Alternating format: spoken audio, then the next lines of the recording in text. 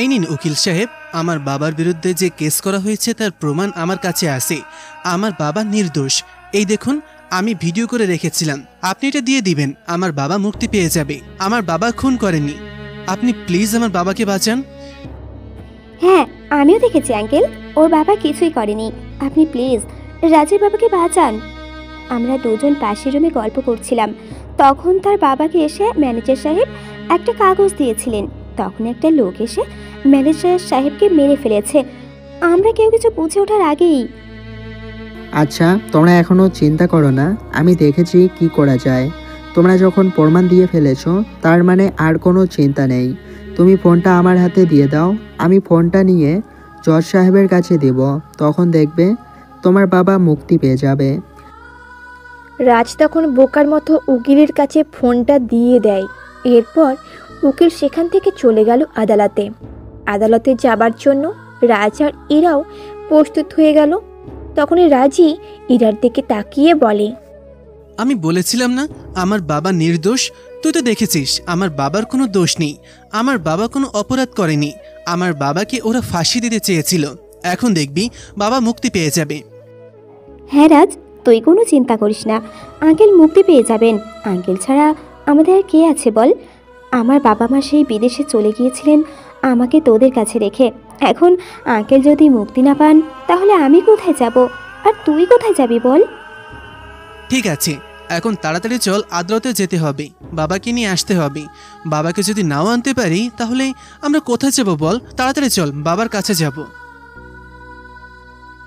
ওদিকে উকিল সকালবেলা রাজের বাবাকে যেই লোকটা ফাঁসিয়েছিল সেই লোকটার সাথে ডিল করছে। সেই লোকটা হচ্ছে ইমরান সাহেব। ইমরান সাহেব হচ্ছে রাজের বাবার অফিসের সবচেয়ে বড় প্রতিদ্বন্দ্বী। দুইজনেই একই ব্যবসা করে। রাজের বাবা একজন সৎ ব্যবসায়ী ছিলেন, সেই জন্য রাজের বাবার মার্কেটে অনেক দাম ছিল। তাই চাইছিল ইমরান রাজের বাবাকে খারাপ পথে নিয়ে যেতে, কিন্তু রাজের বাবা রাজি হননি। সেই জন্য ইমরান রাজের বাবাকে ফাঁসিয়ে দিয়েছে।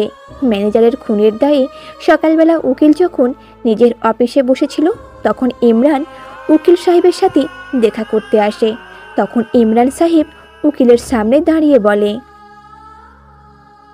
উকিল সাহেব, আপনি জানেন আমি খুন করেছি, সেটা আমিও জানি। আমি স্বীকার করছি আমি খুন করছি, কিন্তু আপনি চাইলেও আমাকে ফাঁসাতে পারবেন না, কারণ আমার বিরুদ্ধে কোনো প্রমাণ নেই। আর যদি প্রমাণ আসে সেটাও আপনি নষ্ট করে দিবেন। আপনি কি পাগল হয়ে গেছেন মিস্টার? আমি কেন আমার ক্লায়েন্টের প্রমাণ নষ্ট করে দেব? আমি তার হয়ে কেস লড়ছি, তাকে বাঁচানোটা আমার কর্তব্য। তখন ইমরান সাহেব একটা ব্রিফকেসে টাকা দিয়ে উকিল সাহেবের সামনে দাঁড়িয়ে বলে, এখানে 20 লক্ষ টাকা আছে, দরকার হলে আরও দিব। তবুও আপনি এই কেসের যত প্রমাণ আছে সবগুলো নষ্ট করে দিবেন। আমি চাই না ওই রাজীব চৌধুরী বেঁচে যাক। দেখুন, এটা কিন্তু অন্যায়। আপনি আমাকে ঘুষ দেওয়ার চেষ্টা করছেন। আমি আপনার ঘুষ নিতে রাজি নই। আমি চাই আমার ক্লায়েন্ট যেন মুক্তি পায়। উকিল সাহেব, আপনি একটা কেস জিতে ফি কত টাকা পান? আমি আপনাকে আরও বেশি টাকা দিব, আপনি কোনো চিন্তা করবেন না। আপনার কাছে আমার যত কেস আসবে সবগুলো কেসেই আপনাকে এর চেয়ে বেশি টাকা দিব। আপনি আপাতত শুধু এই কেসটা আমাকে জিতিয়ে দিন। উকিল তখন টাকাগুলো দেখে লোভে পড়ে যায়। সে এত টাকা কোনো দিন দেখেনি।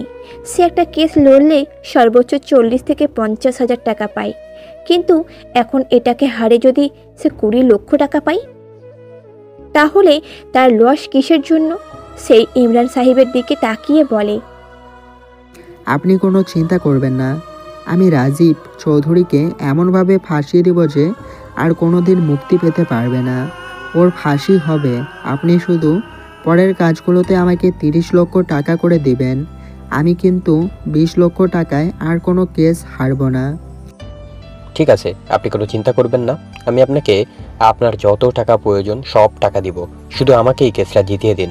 আমি চাই না এই কেসটা হারতে। আপনি কোনো চিন্তা করবেন না। আপনি যখন আমাকে টাকা দিয়ে দিছেন তখন আর কোনো চিন্তা নেই, আমি আপনাকে জিতিয়ে দেব। এরপর সবাই আদালতের উদ্দেশ্যে রওনা দিল। আদালতে পৌঁছাতেই রাজার ইরাকে বসে পড়ল গিয়ে। তার বাবাকে একটু পর পুলিশ ধরে নিয়ে আসলো। হাতে হাতকড়া পরা অবস্থায়। রাজ কান্না করে দিবে এমন অবস্থা। রাজের মা মারা গেছেন রাজ যখন ছোটবেলায় থাকতে। সেই থেকে তার বাবাই তাকে বড় করেছেন। ইরার বাবা আর রাজের বাবা দুইজনের মধ্যে খুব ভালো বন্ধু। ইরার বাবা ব্যবসার কাজে তার মাকে নিয়ে চলে গেছেন লন্ডনে, সেখানে তিনি থাকেন। ইরা আর রাজ ইন্টার প্রথম বর্ষে পড়ে। রাজের ইচ্ছে সে বড় হয়ে একজন ডাক্তার হবে, মানুষের সেবা করবে। ইরা আর রাজ খুব ভালো বন্ধু, একে অপরকে ছাড়া এক মুহূর্তে থাকতে পারে না। সেই জন্য ইরা লন্ডনে তার বাবা মায়ের সাথে যায়নি, এখানেই পড়ে আছে। রাজের বাবাও ইরাকে অনেক ভালোবাসেন। একটু পর আদালতে কার্যক্রম শুরু হলো। জজ সাহেব আসলেন।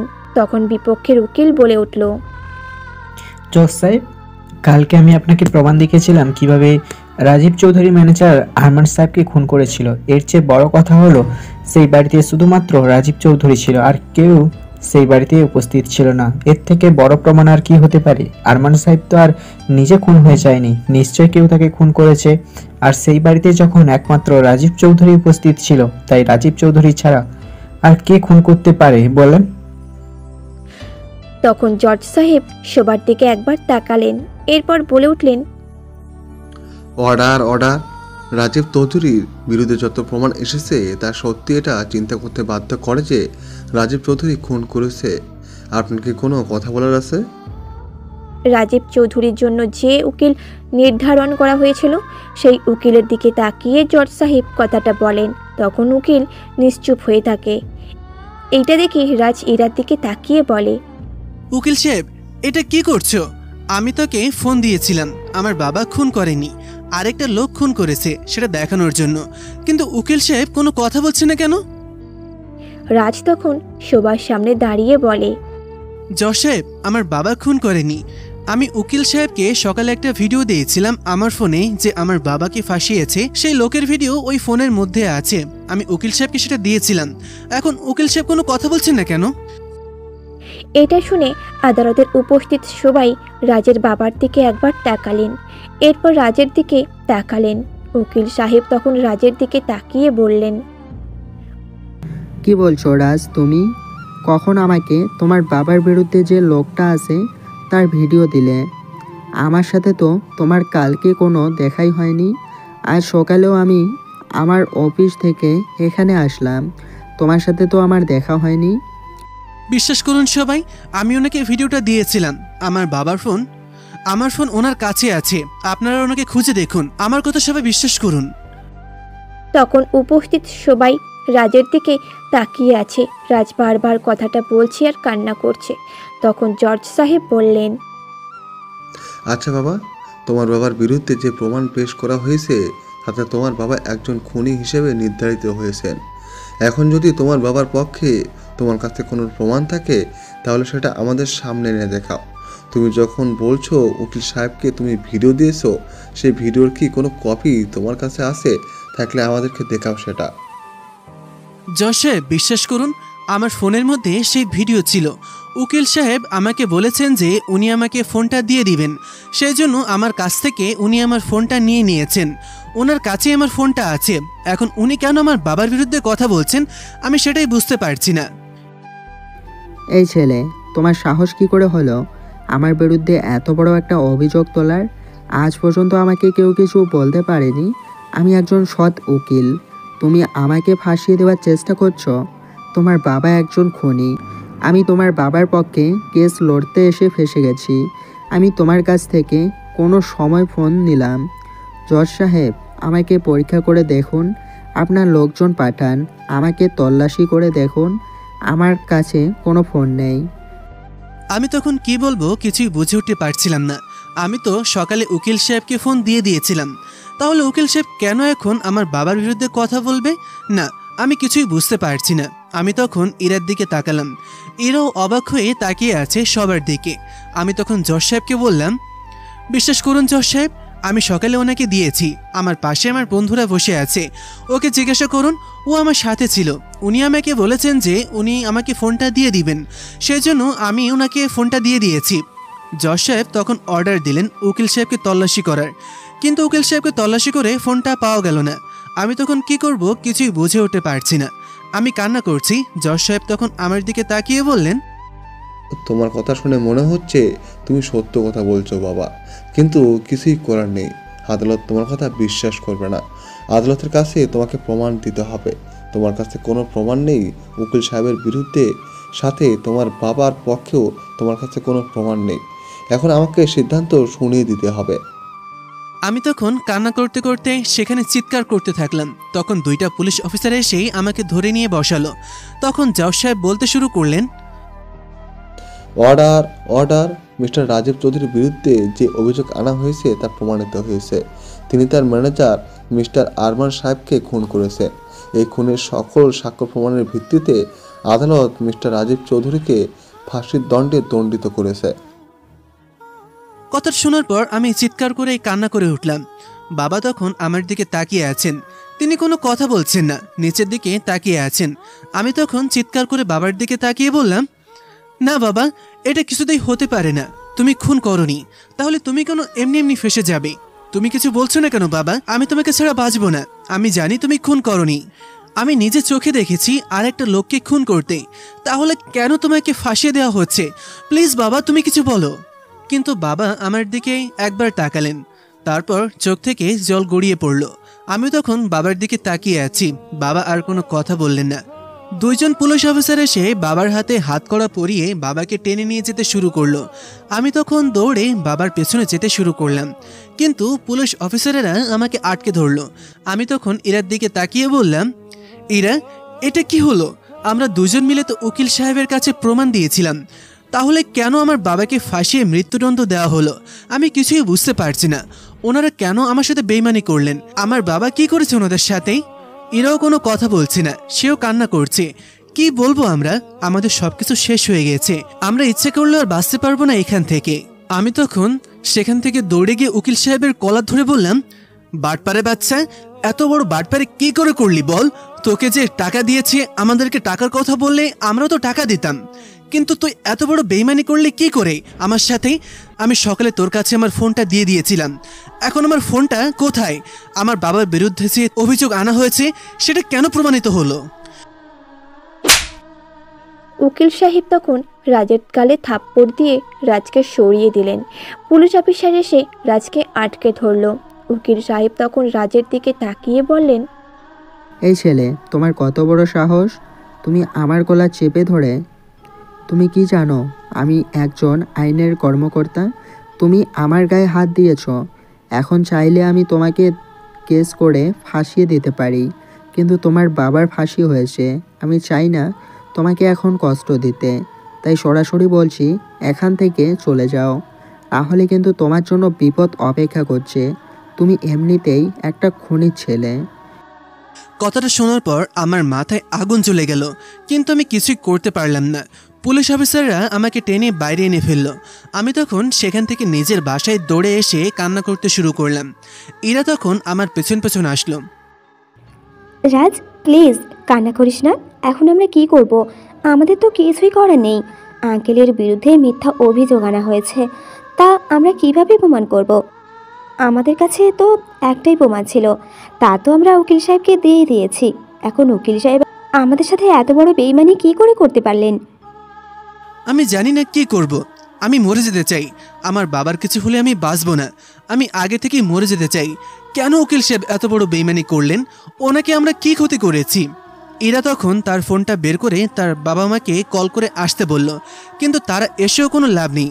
আমার বাবার বিরুদ্ধে তো ফাঁসির অর্ডার চলে এসেছে। আমি তখন পরের দিন বাবার সাথে দেখা করতে গেলাম। বাবাকে জেলের মধ্যে বন্দি করে রাখা হয়েছে। আমি তখন বাবার কাছে গিয়ে বললাম, বিশ্বাস করো বাবা, আমি উকিল সাহেবকে একটা ভিডিও দেখিয়েছিলাম। তুমি আর ম্যানেজার সাহেব তখন কথা বলছিলে। তখন হঠাৎ করে একটা লোক এসে ম্যানেজারকে খুন করে। তখন আমি সেটা ভিডিও করেছিলাম। এই ভিডিওটা আমি উকিল সাহেবকে দিয়েছিলাম, কিন্তু উকিল সাহেব এমনটা কেন করলেন? এসব নিয়ে আর চিন্তা করো না রাজ, তোমাকেই এখন সব কিছুর দায়িত্ব নিতে হবে। আমি চলে যাচ্ছি বলে তুমি এটা ভেবো না যে আমি তোমার ওপর আর থাকবো না। বাবা যদি চলেও যাই, এরপরে তোমার ওপর আমার ছায়া সবসময় থাকবে। আমি সবসময় উপরে বসে তোমার জন্য দোয়া করব। তুমি অনেক বড় কিছু একটা করবে। না বাবা, আমি আর কিছুই ভাবতে পারছি না। তোমার কিছু হয়ে গেলে আমিও মরে যাব। তোমার যদি ফাঁসি হয়ে যায় তাহলে আমি নিজে আত্মহত্যা করব। আমি আর বেঁচে থাকতে চাই না এই পৃথিবীতে। সবাই বেইমানি করে আমাদের সাথে। এভাবে যদি সবাই বেইমানি করে আর সবার সব কিছু মেনে নাও, তাহলে আমাদের সমাজটা ধ্বংস হয়ে যাবে। বাবা, তুমি আমার কাছে আবদার করেছিলে তুমি বড় হয়ে একজন ডাক্তার হতে চাও। আমি কোনোদিন কোনো আপত্তি করিনি, কিন্তু আজ আমি তোমাকে বলছি তুমি বড় হয়ে একজন উকিল হবে, একজন সৎ উকিল হবে। কোনোদিন কারোর সাথে বেইমানি করবে না, কারণ বেইমানি করার ফল বেইমানি দিয়ে ফেরত পাওয়া যায়। দেখবে ওই উকিলের এমন অবস্থা হবে যে শেষ পর্যন্ত সে কান্না করবে সারা জীবন। তুমি কোনো চিন্তা করো না, আমি চলে যাচ্ছি। আমি তখন বাবার দিকে তাকিয়ে রয়েছি। বাবা কান্না করছেন, কিন্তু সেটা আমাকে আড়াল করে। আমি বুঝতে পারছি বাবা আমাকে কষ্ট দিতে চান না, কিন্তু আমার বুকের ভেতরে আলাদা একটা সাহস চলে আসলো। আমি তখন বাবাকে জড়িয়ে ধরে বললাম, বাবা তুমি আমার জন্য দোয়া করো। আমি তোমার কথা অক্ষর অক্ষরে পালন করব। আমি একদিন অনেক বড় একজন উকিল হব। আমি তোমাকে কথা দিচ্ছি, ওই বেইমান উকিলদের মতন হব না। আমি সৎ একজন উকিল হব। আমি মানুষের সেবা করব, কোনোদিন কারোর সাথে বেইমানি করব না। আমি ওই উকিলকে শাস্তি দিবই। না বাবা, আগে তোমাকে পড়াশোনা করতে হবে। আগে ঠিক মতো পড়াশোনা করো। বাবা চলে যাচ্ছি বলে যে তোমার সব কিছু শেষ হয়ে যাচ্ছে এমন না। বাবার সব কিছু এখনও পড়ে রয়েছে। তোমাকে সব কিছু দেখাশোনা করতে হবে। পড়াশোনার পাশাপাশি সব কিছু দেখাশোনা করবে। আর মনে রাখবে, তোমার মা যাওয়ার পর তোমার মা আমার উপর সবসময় ছায়া হয়েছিলেন। ঠিক তেমনই আমিও চলে যাওয়ার পর আমি সব সময় তোমার উপর খেয়াল রাখবো। তুমি কোনো দিন ভেবো না তোমার বাবা মারা গেছে। তুমি চোখ বন্ধ করলে আমাকে দেখতে পাবে। আমি তখন বাবাকে আর কিছু বলতে যাব, এর আগে দুজন পুলিশ অফিসার এসে জানালো যে আমার সময় শেষ হয়ে গিয়েছে। আমি বাবার সাথে কথা বলবো, তাও বা সময়ের বেড়াজাল দিয়ে দিয়েছে। আমি তখন সেখান থেকে চলে আসলাম। এক সপ্তাহ পর বাবার ফাঁসির নির্দেশ এসেছে। আমি শেষবারের মতন বাবার সাথে এক সপ্তাহ পর দেখা করতে গেলাম। এর ভেতরেই ইরার মা বাবা দেশে ফিরে এসেছেন। তারা আমার সাথে দেখা করতে এসেছেন।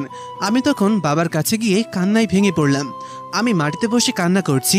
তখন বাবা আমার দিকে তাকিয়ে আস্তে করে বললেন, আর একবার যদি কান্না করিস তাহলে আমি আর তোর সামনে দাঁড়াবো না। আমি এখান থেকে চলে যাব ভিতরে, আর তোর সাথে দেখা করব না। তোকে আমি একটা কথা বলেছি, সেটা অক্ষরে অক্ষরে পালন করবি।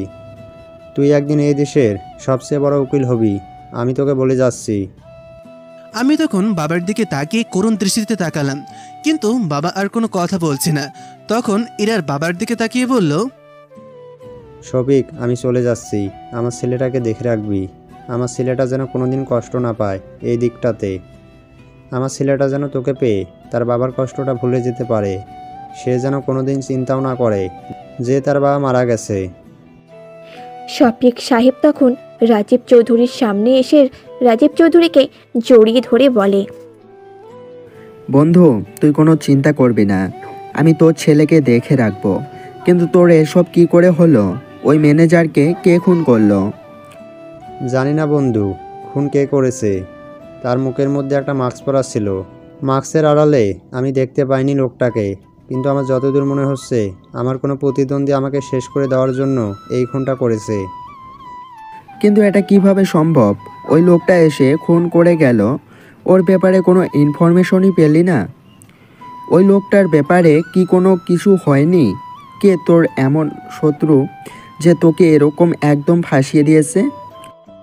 এসব নিয়ে আমি আর কোনো কথা বলতে চাই না। তুই এখন যে করেই হোক আমার ছেলেটাকে দেখে রাখবি, এটাই তোর কাছে আমার একটাই দাবি। আর কোনো দাবি তোর কাছে আমার নেই। তুই এখন আমার ছেলেটাকে শুধু দেখে রাখবি। এরপর পুলিশ অফিসার আমার দিকে এগিয়ে আসলো, আমাকে সেখান থেকে নিয়ে যেতে হবে। আমি তখন চিৎকার করে কান্না করতে শুরু করলাম, কিন্তু কেউ আমার কোনো কথা শুনছে না। সে তখন আমার বাবার কাছ থেকে আমাকে টেনে নিয়ে গেল। সেখান থেকে চলে আসলাম, এসে নিজের বাড়িতে বসে কান্না করতে শুরু করলাম। আজকে রাতেই আমার বাবাকে ফাঁসি দেওয়া হবে। আমি পুরো রাতটা কান্না করে কাটালাম। ওইদিকে রাজীব চৌধুরী অর্থাৎ রাজের বাবাকে পুলিশ ফাঁসির কাঠগড়ায় দাঁড় করিয়েছে। রাজের বাবা অত্যন্ত সাহসের সাথে দাঁড়িয়ে আছেন। মনে মনে তার একটাই সাহস, তিনি তো অন্যায় করেননি, তাকে ফাঁসিয়ে দেওয়া হয়েছে। তাই তার মৃত্যুটা একদিন প্রমাণ হবে। তখন তাকে মানুষ আর খুনি বলবে না। তিনি আকাশের দিকে তাকিয়ে দীর্ঘ একটা নিঃশ্বাস নিলেন, মুখে কালো কাপড় বাঁধা, মনে মনে বললেন, ও আমার মালিক, আমার সৃষ্টিকর্তা, আমি তো কোনো অন্যায় করিনি, তবুও না জানি ফেঁসে গেলাম। তবে আমি খুশি মনে মেনে নিলাম, হয়তো এর পিছনে কোনো ভালো জিনিস আছে। তুমি আমাকে ক্ষমা করে দিও। আর আমার ছেলে। কথাটা শেষ করতে পারল না। হঠাৎ করে রাশিটায় টান পড়ল, হাসতে হাসতে নিঃশ্বাসটা বন্ধ হতে শুরু করলো।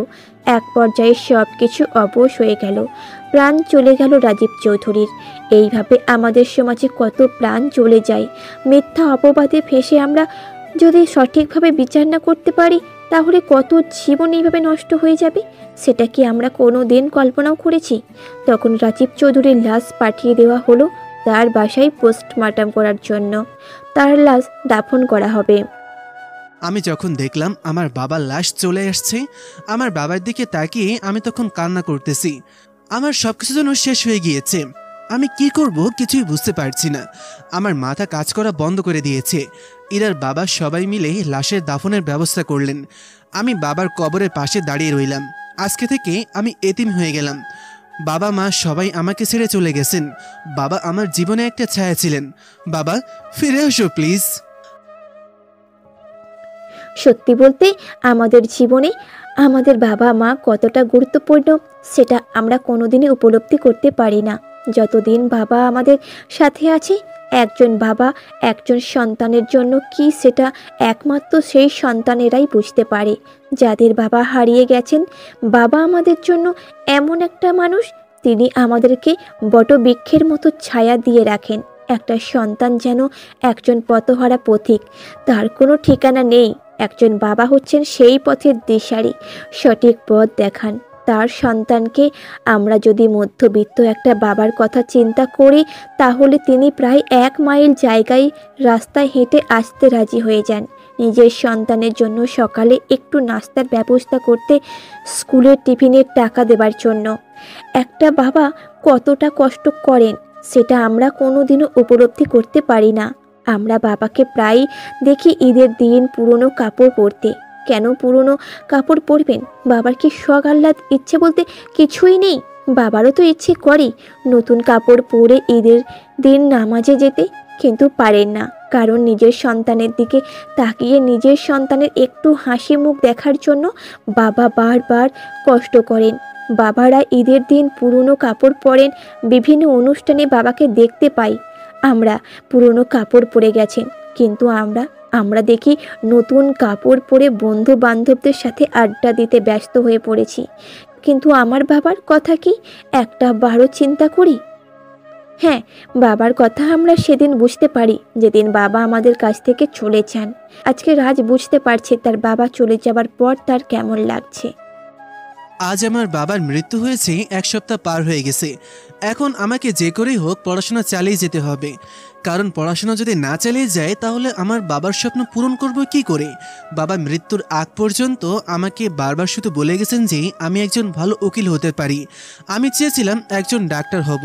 সেই আশায় আমি ডাক্তারি বিষয়ে পড়াশোনার জন্য প্রস্তুতি নিয়েছিলাম। কিন্তু বাবার স্বপ্ন পূরণ করতে হলেই আমাকে ল ডিপার্টমেন্টে পড়তে হবে। আমাকে যে করেই হোক পড়তে হবে, ভালো একজন উকিল হতেই হবে। আমি সেই উকিল সাহেবের নামে একটা নোট করে রেখেছিলাম।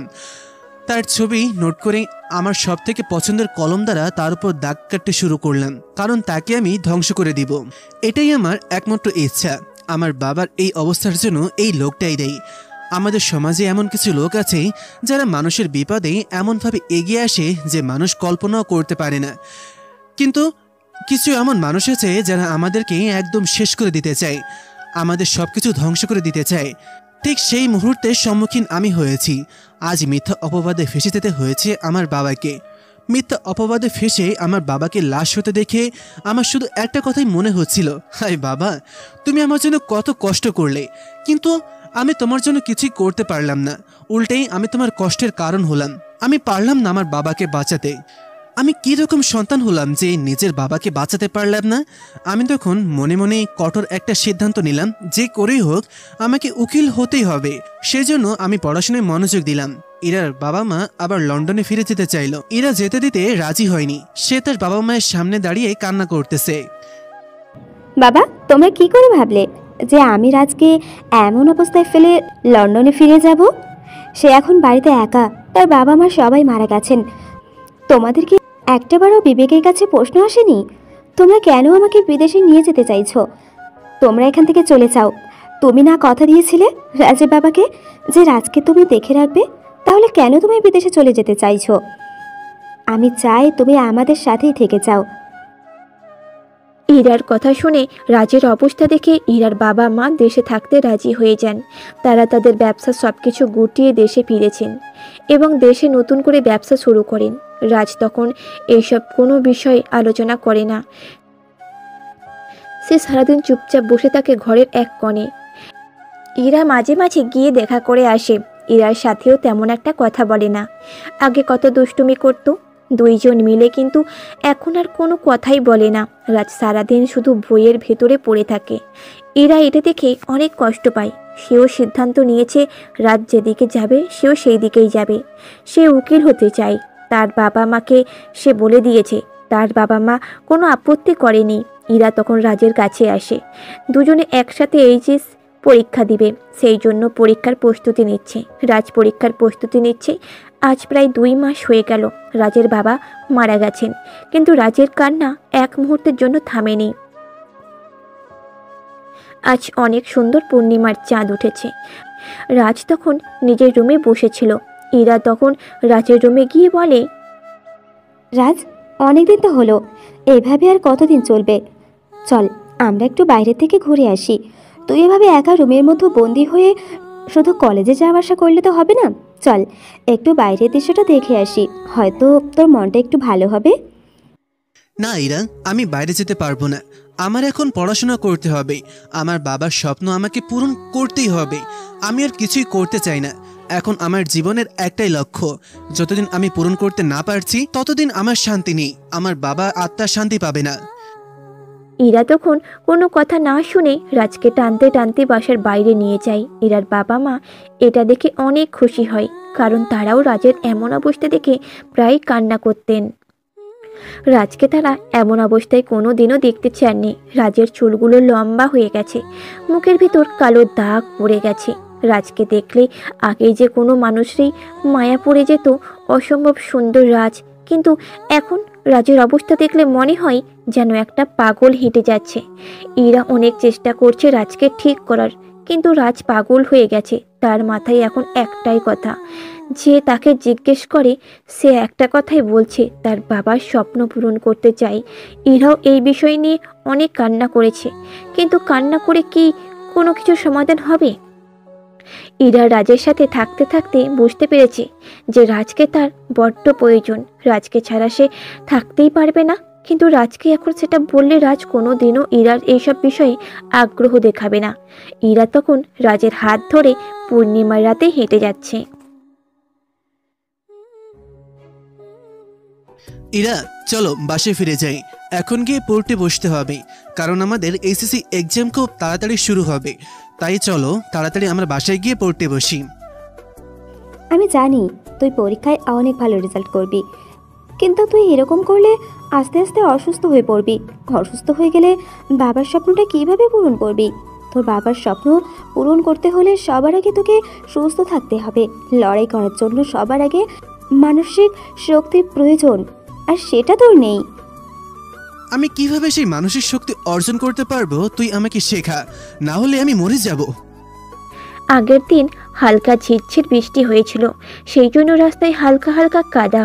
এরা ইচ্ছা করেই কাদার মধ্যে পড়ে গেল। এটা দেখে রাজের অনিচ্ছা সত্ত্বেও মুখ থেকে হালকা হাসি বেরিয়ে আসলো। এই প্রথম সে হেসেছে। তার বাবার মৃত্যুর পর এরা যখন রাজের দিকে তাকিয়ে বলল, এভাবেই তোকে হাসি খুশি থাকতে হবে সারা জীবন। যদি হাসি খুশি থাকতে পারিস তাহলে তোর ভিতরে একটা আলাদা মানসিক শক্তি কাজ করবে, আর আমি তোর পাশে সারা জীবন থাকবো। মনে রাখবি, আমি যতদিন আছি ততদিন তোর কিছুই হবে না। এরা অদ্ভুত দৃষ্টি নিয়ে তাকিয়ে আছে রাজের দিকে। কথাগুলো বলছিল রাজ ইরার এই চাহনি বুঝতে পারল না। ইরা যখনই বুঝতে পারল রাজ অন্যদিকে চলে যাচ্ছে, ইরা তখন কথা ঘোরানোর জন্য রাজের দিকে তাকিয়ে কিছু একটা বলতে যাবে, তার আগেই রাজ বলে, তুই সারা জীবন আমার পাশে থাকবি কি করে? তোর কয়েকদিন পর বিয়ে হয়ে যাবে, এরপর তুই চলে যাবি তোর স্বামীর বাড়িতে। তখন আমার পাশে আর কোনোদিন থাকতে পারবি না, তোর স্বামী তোকে নিয়ে চলে যাবে। ধুর, আমি বিয়েই করব না, আমি তোর সাথে সারা জীবন থাকতে চাই। রাজ কিছু না বলে চুপচাপ হয়ে গেল। অবাক হয়ে ইরার দিকে তাকিয়ে আছে। ইরা বুঝতে পারল রাজ গভীর চিন্তায় চলে যাচ্ছে। সেই জন্যই সে রাজকে নিয়ে আবার বাসার উদ্দেশ্যে হাঁটা দিল। এইভাবে দেখতে দেখতে তাদের পরীক্ষার সময় এসে গেল। তারা মনোযোগ দিয়ে পরীক্ষা দিল। পরীক্ষা শেষ করে ইরা চিন্তা করলো রাজকে নিয়ে কোথাও ঘুরতে যাওয়া দরকার। সেই জন্য তারা কক্সবাজারে ঘুরতে যাবার প্ল্যান করলো। ওইদিকে রাজীব চৌধুরীর মৃত্যুর পরে ইমরান সাহেব অনেক তাড়াতাড়ি করে তার ব্যবসা এগিয়ে নিয়ে যেতে শুরু করলেন, কারণ এখন তার কোনো প্রতিদ্বন্দ্বী নেই। সে প্রতিদ্বন্দ্বী ছাড়াই তার ব্যবসাগুলো এগিয়ে নিয়ে যাচ্ছে। ওইদিকে ইরা রাজকে নিয়ে ঘুরতে বের হয়েছে। সেই সকালে তারা আজকেই পৌঁছে গেছে কক্সবাজারে। কক্সবাজারে তারা পুরো এলাকাটাই ঘুরে দেখার জন্য বের হয়। সন্ধ্যার দিকে পুরো সমুদ্র সৈকতের দিকটা তারা হেঁটে বেড়াচ্ছে একে অপরের হাত ধরে। রাজ তখন মনে মনে শুধু তার বাবার কথাই ভাবছে। সে তার বাবাকে একটা মুহূর্তের জন্য ভুলতেই পারছে না। শুধু বারবার তার বাবার সেই হাসি মুখটা তার চোখের সামনেই ভেসে ওঠে। কিন্তু ইরা রাগ করবে বলে সে আর কোনো কথাই বলছে না, ইরার সাথে হেঁটে যাচ্ছে। তখন ইরা রাজকে বলল, রাজ, আমাদের তো অনেক দিন লাগবে, এভাবে উকিল হতে কিভাবে কি করব? এখনো তো অনেক দিন বাকি। হ্যাঁ, আমাদেরকে অপেক্ষা করতে হবে, কারণ অপেক্ষা করলেই ভালো জিনিস পাওয়া যায়। তাই আমি অপেক্ষা করব, দরকার হয় সারা জীবন অপেক্ষা করবে। এরপরও আমি আমার বাবার স্বপ্ন পূরণ করব। আর ওই উকিলকে আমি যতদিন শাস্তি দিতে না পারছি ততদিন আমার কোনো শান্তি নেই। আচ্ছা, এসব বাদ দে, আমি তোকে এসব বিষয় মনে করিয়ে মন খারাপ করাতে চাই না। এখন চল, আমরা হোটেলে ফিরে যাই। এরপর তারা সবাই হোটেলে ফিরে যায়। এইভাবে চলতে থাকে তাদের দিন। কিন্তু এইচএস রেজাল্ট বের হওয়ার পর দুজনেই মারাত্মক রকম ভালো রেজাল্ট করে। দুজনেই ল ডিপার্টমেন্টে ভর্তি হয়। ইরার বাবা তখন দেখলেন যে রাজ যদি শুধু পড়াশোনা করে তাহলে তার দ্বারা কিছুই হবে না। সে একজন ভালো উকিল হতে পারবে নিশ্চিত, কিন্তু এতে করে তাদের ব্যবসা ধ্বংস হয়ে যাবে। ইরার বাবা তখন রাজকে ডেকে নিয়ে গেলেন। জি আঙ্কেল, বলুন, আমাকে কেন ডেকেছিলেন? রাজ বাবা, দেখো, তুমি যদি এখন শুধু পড়াশোনা নিয়ে ব্যস্ত থাকো তাহলে তোমার বাবার ব্যবসা তো একদমই শেষ হয়ে যাবে। আর আমার যতদূর মনে হচ্ছে তোমার বাবাকে ফাঁসিয়েছে তোমার বাবার ব্যবসায়িক কোনো প্রতিদ্বন্দ্বী। তাই আসল খুনিকে ধরতে হলে তোমাকে পড়াশোনার পাশাপাশি ব্যবসাও পারদর্শী হতে হবে।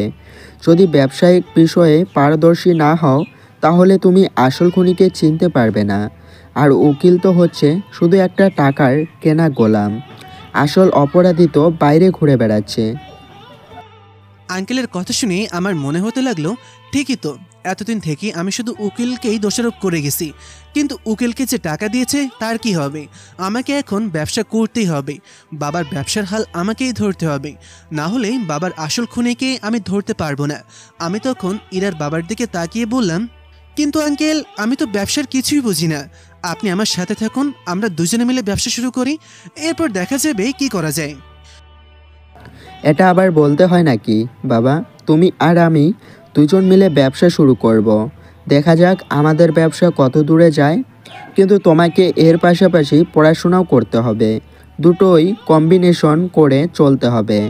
একটা বেশি আর একটা কম করলে হবে না। এতে করে কিন্তু দুই দিকে লস হবে। আপনি কোনো চিন্তা করবেন না আঙ্কেল, আমি আমার নিয়মের ভেতরে এসব কিছু করব। আমি নিয়মের বাইরে যাব না। আপনি সব কিছুর ব্যবস্থা করুন প্লিজ। এরপর ইরার বাবা আমাদের অফিসে আবার কাজ শুরু করলেন। আমরা আস্তে আস্তে আমাদের ব্যবসা শুরু করলাম, কারণ আমাদের ব্যবসাটা এখন আগের মতন এগিয়ে নিয়ে যেতে হবে। আমার বাবা যখন বেঁচে ছিলেন তখন আমাদের ব্যবসা দেশের প্রায় সবচেয়ে ভালো ব্যবসার তালিকায় অন্যতম স্থানে ছিল। এখন আমাদের যে করেই হোক আমাদের আগের অবস্থানে ফিরে যেতে হবে। ইমরান সাহেব এতদিনে একা একা রাজত্ব করেছিলেন, কিন্তু হঠাৎ করে শুনলেন যে রাজীব চৌধুরীর ছেলে রাজ চৌধুরী আবার শুরু করে দিয়েছে ব্যবসা। এটা শোনার পর তিনি অনেকটা চিন্তায় পড়ে গেলেন। তখন তার একজন কর্মচারী তার ম্যানেজার রিফাতকে ডেকে নিয়ে আসলেন। রিফাত, আমাদেরকে যে করেই হোক রাজকে আটকাতে হবে, কারণ রাজ তার বাবার খুনের প্রতিশোধ নিতে চাইবে। তাই আমাদের উচিত তারা ব্যবসা শুরু করার আগেই তাদেরকে শেষ করে দেওয়া, কারণ একটা ব্যবসা যদি বড় হয়ে যায় তাহলে সেটাকে ধ্বংস করা দেওয়া অনেক কঠিন, যেটা আমরা রাজীব চৌধুরীর বেলায় করেছিলাম। কিন্তু এখন যেহেতু তারা আস্তে আস্তে ব্যবসা শুরু করছে, এখন তাদেরকে ধ্বংস করে দেওয়া একদম সহজ হবে। তাই আমি চাই ওদেরকে একদম শেষ করে দিতে। ওকে স্যার, আপনি কোনো চিন্তা করবেন না। ওদের এমন অবস্থা করব যে ওরা ব্যবস্থা করবে তো দূরের কথা, ব্যবসা ছেড়ে পালিয়ে যাবে। আপনি কোনো চিন্তা করবেন না, এসব বিষয়ে আমি দেখে নেব। না, আমার শত্রুদের আমি মারবো, তুমি কোনো চিন্তা করো না। তুমি একটা কাজ করো, তুমি ওদের উপর নজরদারির ব্যবস্থা করো। আমি যেদিন ইনস্ট্রাকশন দিব সেদিন ওদের উপর আক্রমণ করবে। এরপর রিফাত সেখানে থেকে চলে গেল, আর ইমরান সাহেব সেখানে দাঁড়িয়ে ভাবতে শুরু করলেন কিভাবে কি করবেন। তিনি মনে মনে সিদ্ধান্ত নিলেন একদিন রাতে তাদের অফিসে আগুন লাগিয়ে দিবেন। এরপর যা হবার তা দেখা যাবে। অফিস পুড়ে গেলে কিছুতেই তারা আবার ঘুরে দাঁড়াতে পারবে না। এদিকে আমি আস্তে আস্তে অনেক ব্যস্ত হয়ে পড়েছি। একদিকে পড়াশোনায় সারাদিন ভার্সিটি করা, আর রাতের বেলায় এসে অফিসে কাজ করি। সারাদিন ইরার বাবা অফিসে অনেক কষ্ট করেন, আমি চাই তার কষ্টটা একটু কম হোক, তাই আমি রাতের অর্ধেক সময় অফিস করি। আঙ্কেল আমাকে অনেকবার বাধা দিয়েছেন, কিন্তু আমি চাই আমিও যাতে ব্যবসার একটু হাল ধরতে পারি। কিন্তু এরা বারবার আমার সাথে দেখা করতে আসে, এটা আমার একদম পছন্দ নয়। রাতের বেলা এখানে আসলে না ঘুমিয়েও অসুস্থ হয়ে পড়বে। আমার এসব রাত জেগে জেগে মানিয়ে নিয়েছি, কিন্তু ওর তো রাত জাগতে পারবে না। আজকে রাত প্রায় 12টা বেজে গেছে, এখন আমি অফিসের মধ্যে বসে আছি। সেই সন্ধ্যার সময় এসেছিলাম, কিন্তু আজকে কিছু ফাইল রেডি করতে হবে, তাই অফিসে বসে কাজ করতেছি। তখন হঠাৎ করে সিসিটিভি ক্যামেরার দিকে নজর গেল। কয়েকজন লোক অফিসের বাইরে শুধু হাঁটাহাঁটি করছে অনেকক্ষণ ধরে। আমি তাদেরকে কোনোদিন আমার অফিসে দেখিনি, তাহলে ওরা কোথা থেকে আসলো? তাদের হাঁটাহাঁটির দিকে আমি নজর দিচ্ছি। হঠাৎ করে দেখলাম একটা লোক ভেতরে প্রবেশ করার চেষ্টা করছে। গেটের ভেতর দিয়ে সেখানে এসে সিকিউরিটিকে মারা শুরু করেছে। আমি তখন অফিসে একা, আর তারা প্রায় 5-6 জন মানুষ। আমি কিভাবে কি করব কিছুই বুঝে উঠতে পারছিলাম না, কিন্তু আমাকে এখন লড়াই করতেই হবে। সেজন্য আমার অফিসের যেখানে সবাই লাঞ্চ করতে বসে, আমি সেই রুমে চলে গেলাম। ওই রুমে গিয়ে আমি একটা ছুরি পেয়েছি, ছুরিটা নিয়ে বেরিয়ে গেলাম। যখন বাইরে গেলাম, গিয়ে লুকিয়ে থাকলাম একটা দেয়ালের পেছনে। তখন দেখলাম তাদের সবার হাতে একটা বোতল। আমি তখন বোতলে কী আছে সেটা বুঝতে পারলাম না। তারা সবাই অফিসের ইলেকট্রিক রুমের দিকে যাওয়ার চেষ্টা করতেছে। তখন তারা সেখানে গিয়ে সেই বোতল থেকে পানির মতন কিছু একটা ছেটাতে শুরু করলো। আমি তখন ঘ্রাণ শুকে বুঝতে পারলাম ইলেকট্রিক রুমের উপর তারা পেট্রোল দিচ্ছে, যেখানে ইলেকট্রিকের মধ্যেই আগুন ধরিয়ে দিতে চাচ্ছে, যার ফলে পুরো অফিসে আগুন ছড়িয়ে পড়বে। আমি তখন এটা দেখে অবাক হয়ে গেলাম। এখন আমি কি করব? তারা এতজন লোক, আমি একা তাদের সাথে কিভাবে লড়াই করব? তখন তাদের একজনের মুখে থেকে অস্পষ্ট সুরে আমার বাবার নাম শুনতে পেলাম। এটা শোনার পর আমার মধ্যে কি হলো আমি কিছুই বুঝতে পারলাম না। আমি দৌড়ে চলে আসলাম আমার অফিসের কন্ট্রোল রুমে। সেখানে গিয়ে ইলেকট্রিকের সব কিছু অফ করে দিলাম। এরপর দৌড়ে আসলাম, পুরো অফিস অন্ধকার। আমি তখন সেখান থেকে ছুরি নিয়ে এসে তাদের পেছনে দাঁড়ালাম। তারা একে অপরের দিকে তাকাচ্ছে, মোবাইল থেকে ফ্ল্যাশলাইট অন করার চেষ্টা করতেছে। এর আগে আমি একটা কালো কাপড় নিয়ে তাদের চোখ বেঁধে দিয়ে এক একজনকে ছুরি দিয়ে মারতে শুরু করলাম। তারা কিছু বুঝে ওঠার আগেই আমি 4 জনকে শুইয়ে দিলাম, কিন্তু 5ম জনকে মারতে গিয়ে যখন হাত উঠাতে যাব, তখন আমার অফিসের এই রুমে রাখা একটা লাঠি দিয়ে সে আমার হাতে আঘাত করলো। আমার হাত থেকে ছুরিটা ছিটকে গিয়ে অনেক দূরে গিয়ে পড়লো। আমি তখন সেটা আর পাবো না বুঝলাম। তখন ছেলেটি একের পর এক আঘাত করতে শুরু করলো আমার ওপর। আমি শুধু আঘাত থেকে বেঁচে এদিক ওদিক দৌড়াচ্ছিলাম, কিন্তু সে আমার পেছন পেছন চলেছে। আমি তখন হলরুমে পৌঁছালাম দৌড়ে। তখন সে আমার পেছনে আসলো। আমি তখন তার সাথে ধস্তাধস্তিতে জড়িয়ে পড়লাম। এক পর্যায়ে আমি তার নাকের উপর একটা ঘুষি দিলাম। সে যখনই মাটিতে পড়ে গেল, আমি তার হাত থেকে লাঠিটা নিয়ে একের পর এক আঘাত করতে শুরু করলাম। তার অবস্থা এখন খুব খারাপ। এর মধ্যে এই অফিসের সব ইলেকট্রিসিটি জ্বলে উঠল, এর মানে কেউ একজন এসেছে। তখন দেখলাম আমাদের অফিসের সিকিউরিটি খুঁড়িয়ে খুঁড়িয়ে হেঁটে আসছে। আমি তখন তার দিকে তাকিয়ে বললাম, মিজান ভাই, তাড়াতাড়ি আঙ্কেলকে কল করো। তখন আমার অফিসের সিকিউরিটি মিজান ভাই আঙ্কেলকে কল করলেন। আঙ্কেল এটা শোনার পর তাড়াতাড়ি করে চলে আসলেন। এদিকে আমরা দুজন খুব জোরে জোরে আঘাত পেয়েছি, সেই জন্য কেউ ঠিক মতন দাঁড়াতে পারছিলাম না। আঙ্কেল এসে আমার দিকে তাকিয়ে বলল, কি ব্যাপার বাবা রাজ, তোমার কিছু হয়নি তো? না আঙ্কেল, তেমন কিছু হয়নি, সামান্য কিছু আঘাত পেয়েছি। আসলে প্রথমে মিজান ভাইকে ওরা বেশি মেরেছে, ওনাকে তাড়াতাড়ি হসপিটালে নিয়ে যান। তখন পেছন থেকে দেখলাম এরা আমার দিকে দৌড়ে আসছে। সে এসে কান্না করে দিল। আমি তখন তার দিকে তাকিয়ে বললাম, এই পাগলি, কান্না করিস কেন? আমার তো কিছুই হয়নি, দেখ আমি তোর সামনে সুস্থভাবে কথা বলছি, তাহলে এইভাবে কান্না করছিস কেন? তখন আঙ্কেল আর আমি মিলে সকল অপরাধীকে ধরলাম। তাদের অবস্থা খুবই খারাপ, দুজন তো জায়গায় মৃত্যুবরণ করে ফেলেছে। আমরা তখন তাদেরকে পুলিশে দেওয়ার ব্যবস্থা করলাম, পুলিশকে কল করলাম। পুলিশ আসার পর আমরা সব ঘটনা খুলে বললাম। পুলিশ তখন তাদেরকে ধরে নিয়ে গেল। যাদের অবস্থা কিছুটা সুস্থ তাদেরকে হেফাজতে রেখে চিকিৎসা করাতে হবে। এরপর আমরা বাসার দিকে রওনা দিলাম। পুরো শরীরটা ব্যথা হয়ে গিয়েছিল। বাসায় যাওয়ার পর আমার জ্বর চলে আসলো। ওইদিকে পুলিশ ধরে নিয়ে গেছে যত অপরাধী ছিল সবাইকে। ইমরান সাহেব যখন খবর পেলেন যে তার পাঠানো সব লোক ব্যর্থ হয়ে পুলিশের কাছে ধরা পড়েছে, তখন তিনি উকিলের কাছে গেলেন। সেই উকিলের সাথে কথা বলে জামিনের ব্যবস্থা করলেন। 2 দিন পরে যখন ইরার বাবা আর রাজ গেল সেই অপরাধীদের ব্যাপারে জিজ্ঞাসাবাদ করতে, তখন পুলিশ জানালো যে তাদের জামিন হয়ে গেছে।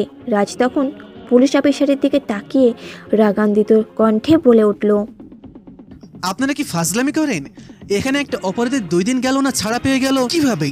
আমার কোটি টাকার অফিস তারা পুড়িয়ে দিতে চেয়েছিল, তাদেরকে আপনি শাস্তি দিবেন না?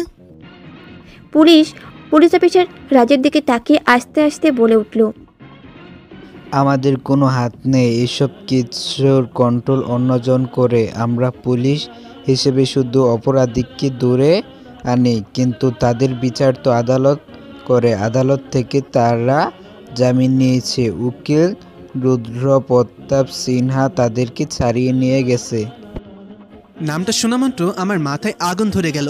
কে এই রুদ্র প্রতাপ সিনহা? তবে সেই কি আমার বাবাকে মিথ্যা অপবাদে ফাঁসিয়ে দিয়েছিল?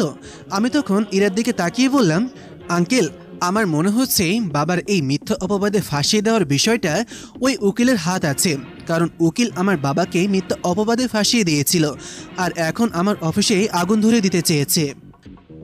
কি ব্যাপার বাবা রাজ, তোমার কিছু হয়নি তো? না রাজ, আমার সেটা মনে হয় না, কারণ উকিলকে টাকা দেওয়া হয়েছে, উকিল সেই জন্য এই কাগজগুলো করতেছে, না হলে কোনোদিনও এরকম কাজ করতো না। তাই আমাদেরকে আগে উকিলকে না ধরে তার মাথাটাকে ধরতে হবে, না হলে উকিলকে ভুল প্রমাণ করা যাবে না, কারণ তার বিরুদ্ধে আমার কাছে কোনো প্রমাণ নেই। আর সেই আইনের লোক, তার সাথে ঝামেলা করতে গেলে উল্টো নিজেরাই ফেঁসে যাবে। আমি তখন সেখান থেকে রাগ করে বাসায় ফিরে আসলাম। এখন আমি কি করব, কি করলে যে উকিলকে আমি শাস্তি দিতে পারবো আমি কিছুই বুঝতে পারছি না। সব জায়গায় গিয়ে আমাদের সমস্যার সম্মুখীন করে ফেলছে। তখন আমি বাসায় ফিরে আমাদের ব্যবসা আবার ভালো করে কিভাবে শুরু করলাম এবং ব্যবসার পাশাপাশি আমার পড়াশোনা চালিয়ে যেতে শুরু করলাম। 4 বছর পর আজ আমরা ল পাস করলাম, যার ফলে আমরা দুজনই উকিল হয়ে গিয়েছি। আমি আর ইরা তার বাবা মায়ের সামনে দাঁড়িয়ে আছি তাদের কাছ থেকে দোয়া নেওয়ার জন্য। কিন্তু আমরা এখন চাইলেও কোনো কেস করতে পারবো না। এখন আমাদেরকে অ্যাসিস্ট্যান্ট হিসেবে থাকতে হবে একজন উকিলের। সেজন্য আমরা আমাদের শিক্ষক, যিনি আমাদেরকে লেকচার দিয়েছেন, তিনি আমাদেরকে অনেক ভালোবাসেন, তার কাছে গেলাম। তিনি একজন ভালো উকিল, তার সাথে কথা বললাম। তিনি আমাদেরকে তার অ্যাসিস্ট্যান্ট হিসেবে নিয়োগ দিলেন এবং পরের দিন থেকে আমাদের কাজ শুরু করার নির্দেশ দিলেন। আমরা তখন স্যারের দিকে তাকিয়ে বললাম, স্যার আজ থেকে আমরা আপনার আন্ডারে কাজ শুরু করলাম, আমাদের জন্য দোয়া করবেন যাতে আমরা আমাদের স্বপ্নটা পূরণ করতে পারি। আমার একটাই উদ্দেশ্য, আমার বাবার খুনিকে খুঁজে বের করা, আসল খুনিকে শাস্তি দেওয়া, কারণ আমার বাবা মিথ্যা অপবাদে ফেঁসে মৃত্যুবরণ করেছিলেন। আমার বাবা নির্দোষ ছিলেন। আমি জানি রাজ, কিন্তু কিছুই করার নেই। এখন সমাজটায় এরকম হয়ে গেছে, ভালো মানুষের কোনো দাম নেই। যদি তুমি খারাপভাবে কাজ করো তাহলে দেখবে তোমার কাছে লাখ লাখ কেস জমা পড়বে, কিন্তু তুমি যদি সঠিকভাবে কাজ করো তাহলে দেখবে তুমি একজন উকিল হওয়ার পরেও তুমি মাসে একটাও কেস লড়তে পারবে না। আমরা তখন স্যারের দিকে তাকিয়ে কিছুক্ষণ দেখলাম। স্যার তো সত্যি কথাই বলেছেন, একজন ভালো উকিল এখন কেস পায় না, কিন্তু যে উকিল অন্যায়কারীদের সাথে চলে দেখবেন একটা উকিল যখন কোনো মাদক চোরাচালানকারী বা কোনো অবৈধ ব্যবসাকারীর কেস লড়ে, এরপর থেকে তার নাম পুরো দেশে ছড়িয়ে পড়ে এবং সে অনেক কেস পায়। কিন্তু যে মাদক ব্যবসায়ীর বিরুদ্ধে কেস লড়ল তার কোনো সম্মান নেই, কারণ সে টাকার কাছে বিক্রি হতে পারেনি। ওই লোকটা টাকার কাছে বিক্রি হয়ে গেছে, তাই তার সম্মান বেড়ে গেছে। আমাদের সম্মান আগেও ছিল, যে সৎ পথে চলে তার সম্মান ছিল, কিন্তু বর্তমানে আমাদের সমাজ যে খারাপ পথে চলতে পারবে তার সম্মানই বেশি। কিন্তু আমি যে সিদ্ধান্ত নিয়েছি, আমি আমার সিদ্ধান্ত থেকে এক পাও নড়ব না।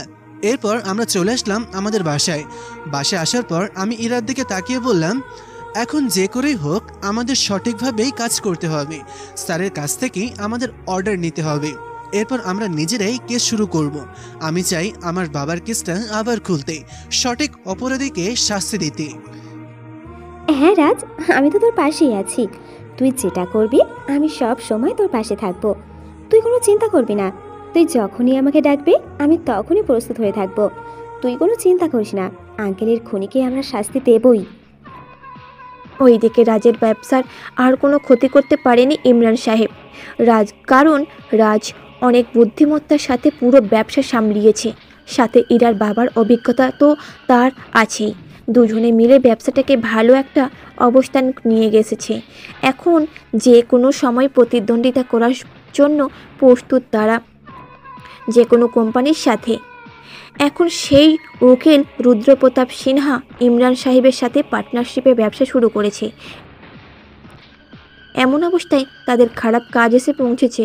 পুরো এলাকার মানুষ তাদের এই কাজের জন্য অতিষ্ঠ হয়েছে, কিন্তু তাদের বিরুদ্ধে কোনো প্রমাণ জোগাড় করতে পারছে না। ইমরান তখন রুদ্রপ্রতাপ সিনহার দিকে তাকিয়ে বলে, উকিল সাহেব, এখন আমাদেরকে যে করেই হোক ওদেরকে শেষ করে দিতে হবে, না হলে ওরা এখন উকিল হয়ে যাবে। আপনার সমান অবস্থানে চলে এসেছে, এখন তারা চাইলে আপনার বিরুদ্ধে রিট করতে পারে। আমি কিভাবে শেষ করব? আপনি ওদেরকে শেষ করে দিন, আমি বাকিটা দেখে নিচ্ছি। আমি তো আইনের লোক, আমি যদি খুন করি তাহলে কিভাবে হবে? আমি আপনাকে এখন খুন করতে বলছি না, আমি খুন করব, আপনি শুধু বাঁচাবেন আমাকে। আবার সেই আরেকজনকে ফাঁসাতে হবে যতদিন না পর্যন্ত ওদের দুইজনের লাশ দেখতে পাচ্ছি, ততদিন পর্যন্ত আমরা কিছুতেই শান্ত হতে পারবো না। কারণ রাজের শক্তির মূল হচ্ছে ওই মেয়েটা। আপনি হয়তো জানেন না যে মেয়েটাও রাজের সাথে একই সাথে উকিল হিসেবে বের হয়েছে। তাই আমাদের উচিত ওদের বিরুদ্ধে এমন একটা ব্যবস্থা করা যাতে ওদের মধ্যে তারা একে অপরের বিরোধী হয়ে যায়। এখন যেরকম তারা একে অপরের বন্ধু হিসেবে সব সময় পাশে আছে, ঠিক সেরকম যেন একে অপরকে ঘৃণা করতে পারে, এমন একটা ব্যবস্থা করো। তার জন্য আমার মাথায় একটা বুদ্ধি এসেছে। আমার বুদ্ধিটা ঠিক কাজ করলে ওদের একদম শেষ করে দেওয়া যাবে, ওরা একে অপরের বিরোধী হয়ে যাবে। তোমরা কোনো চিন্তা করো না, আমার প্ল্যানটা শোনো আগে। এরপর ইমরান সাহেব তার সকল কর্মচারী সহ রৌদ্রপ্রতাপ সিনহাকে একটা প্ল্যান বলে। তারা শুনে হাসতে শুরু করে এবং তাদের কাজ 2 দিন পরেই শুরু করবে। ওইদিকে ইরা মনে মনে সিদ্ধান্ত নিয়েছে এখন আজকে তার ভালোবাসার কথাটা জানানো দরকার। কারণ আজকে যদি সে তার ভালোবাসার কথা না জানাতে পারে তাহলে রাজ অন্য দিকে চলে যেতে পারে। রাজের জন্য সে এতদিন অপেক্ষা করেছে। তখন সে তার বাবা মায়ের কাছে সিদ্ধান্ত জানাতে চাইল। তার বাবা মা কোনো আপত্তি করলেন না। তখন সে রাজের কাছে গেল। রাজ তখন নিজের রুমে শুয়েছিল। ইরা তখন রাজকে গিয়ে উঠে বসালো। রাজ তার দিকে তাকিয়ে বলে, কি ব্যাপার ইরা, আজ হঠাৎ এত সকাল সকাল আমার রুমে কি বলতে চাস? রাজ, আমি তোকে এমন কিছু বলতে চাই যা শোনার পর তোর এক্সপ্রেশন কী হবে আমি জানি না। তবে আমি তোর জন্য আর অপেক্ষা করতে পারবো না। অনেক দিন অপেক্ষা করেছি। এখন আমি চাই তোকে আমার কাছে পেতে। আমি ইরার কথা শুনে কিছুই বুঝতে পারলাম না কি বলতে চাইছে ইরা। তার চাহনি দেখে মনে হচ্ছিল সে খুব সিরিয়াস। আমি তখন তার দিকে তাকিয়ে বললাম, সেটা না হয় বুঝলাম ইরা, কিন্তু তুই কি বলতে চাচ্ছিস? আমি তো তোর কথার মাধ্যমে কোনো কিছুই বুঝতে পারছি না। আমাকে তুই একটু ক্লিয়ার করে বল কি বলতে চাস। রাজ, আমি তোকে ভালোবাসি। আমি তোকে সেই স্কুল লাইফ থেকেই ভালোবাসি, কিন্তু কোনোদিনও বলতে পারিনি। আজ তোকে বলে দিলাম, তুই আমাকে প্লিজ মেনে নে। আমি মনে মনে ভাবছিলাম ইরাকে এই কথাটা আমি বলবো, কিন্তু ইরা আমাকেই বলে দিল। আমিও ইরাকে অনেক ভালোবেসে ফেলেছি। মেয়েটা আমার কত সুখ দুঃখের সময় আমার পাশে ছিল। আমি তাকে সবসময় আমার কাছে পেয়েছি। সে চাইলে তার বাবা মায়ের সাথে লন্ডনে গিয়ে উন্নত জীবনযাপন করতে পারত, কিন্তু এখানে সে অনেক কষ্ট করেছে আমার জন্য। আমি তখন তাকে জড়িয়ে ধরে বললাম, আমিও তোকে অনেক ভালোবাসি, কিন্তু কোনোদিন বলতে পারিনি তুই কি মনে করবি এটা ভেবে। আর আমার বাবার বিষয়টা নিয়ে আমি খুব টেনশনে ছিলাম, সেই জন্য এসব বিষয়ে আমি কোনো চিন্তা করিনি। আমিও তোকে ভালোবাসি ইরা। ইরা তখন রাজকে জড়িয়ে ধরে রাজের কপালে একটা কিস করে। তখন রাজ ইরার দিকে তাকিয়ে বলে, আচ্ছা হয়েছে, আর আদর করতে হবে না, এখন চল, আমাদেরকে তো যেতে হবে, না হলে তো স্যার অপেক্ষা করবে আমাদের জন্য। আমরা এখন একটা কাজ করতেছি, আমাদেরকে নিয়মকানুনের ভেতর চলতে হবে। তখন আমরা দুজন রেডি হয়ে বেরিয়ে পড়লাম আমাদের কাজের উদ্দেশ্যে। এখন আমাদের উদ্দেশ্য একটাই, আদালতে যাওয়া। আজকে আমাদের একটা কেস আছে। আমরা তখন আদালতে পৌঁছলাম।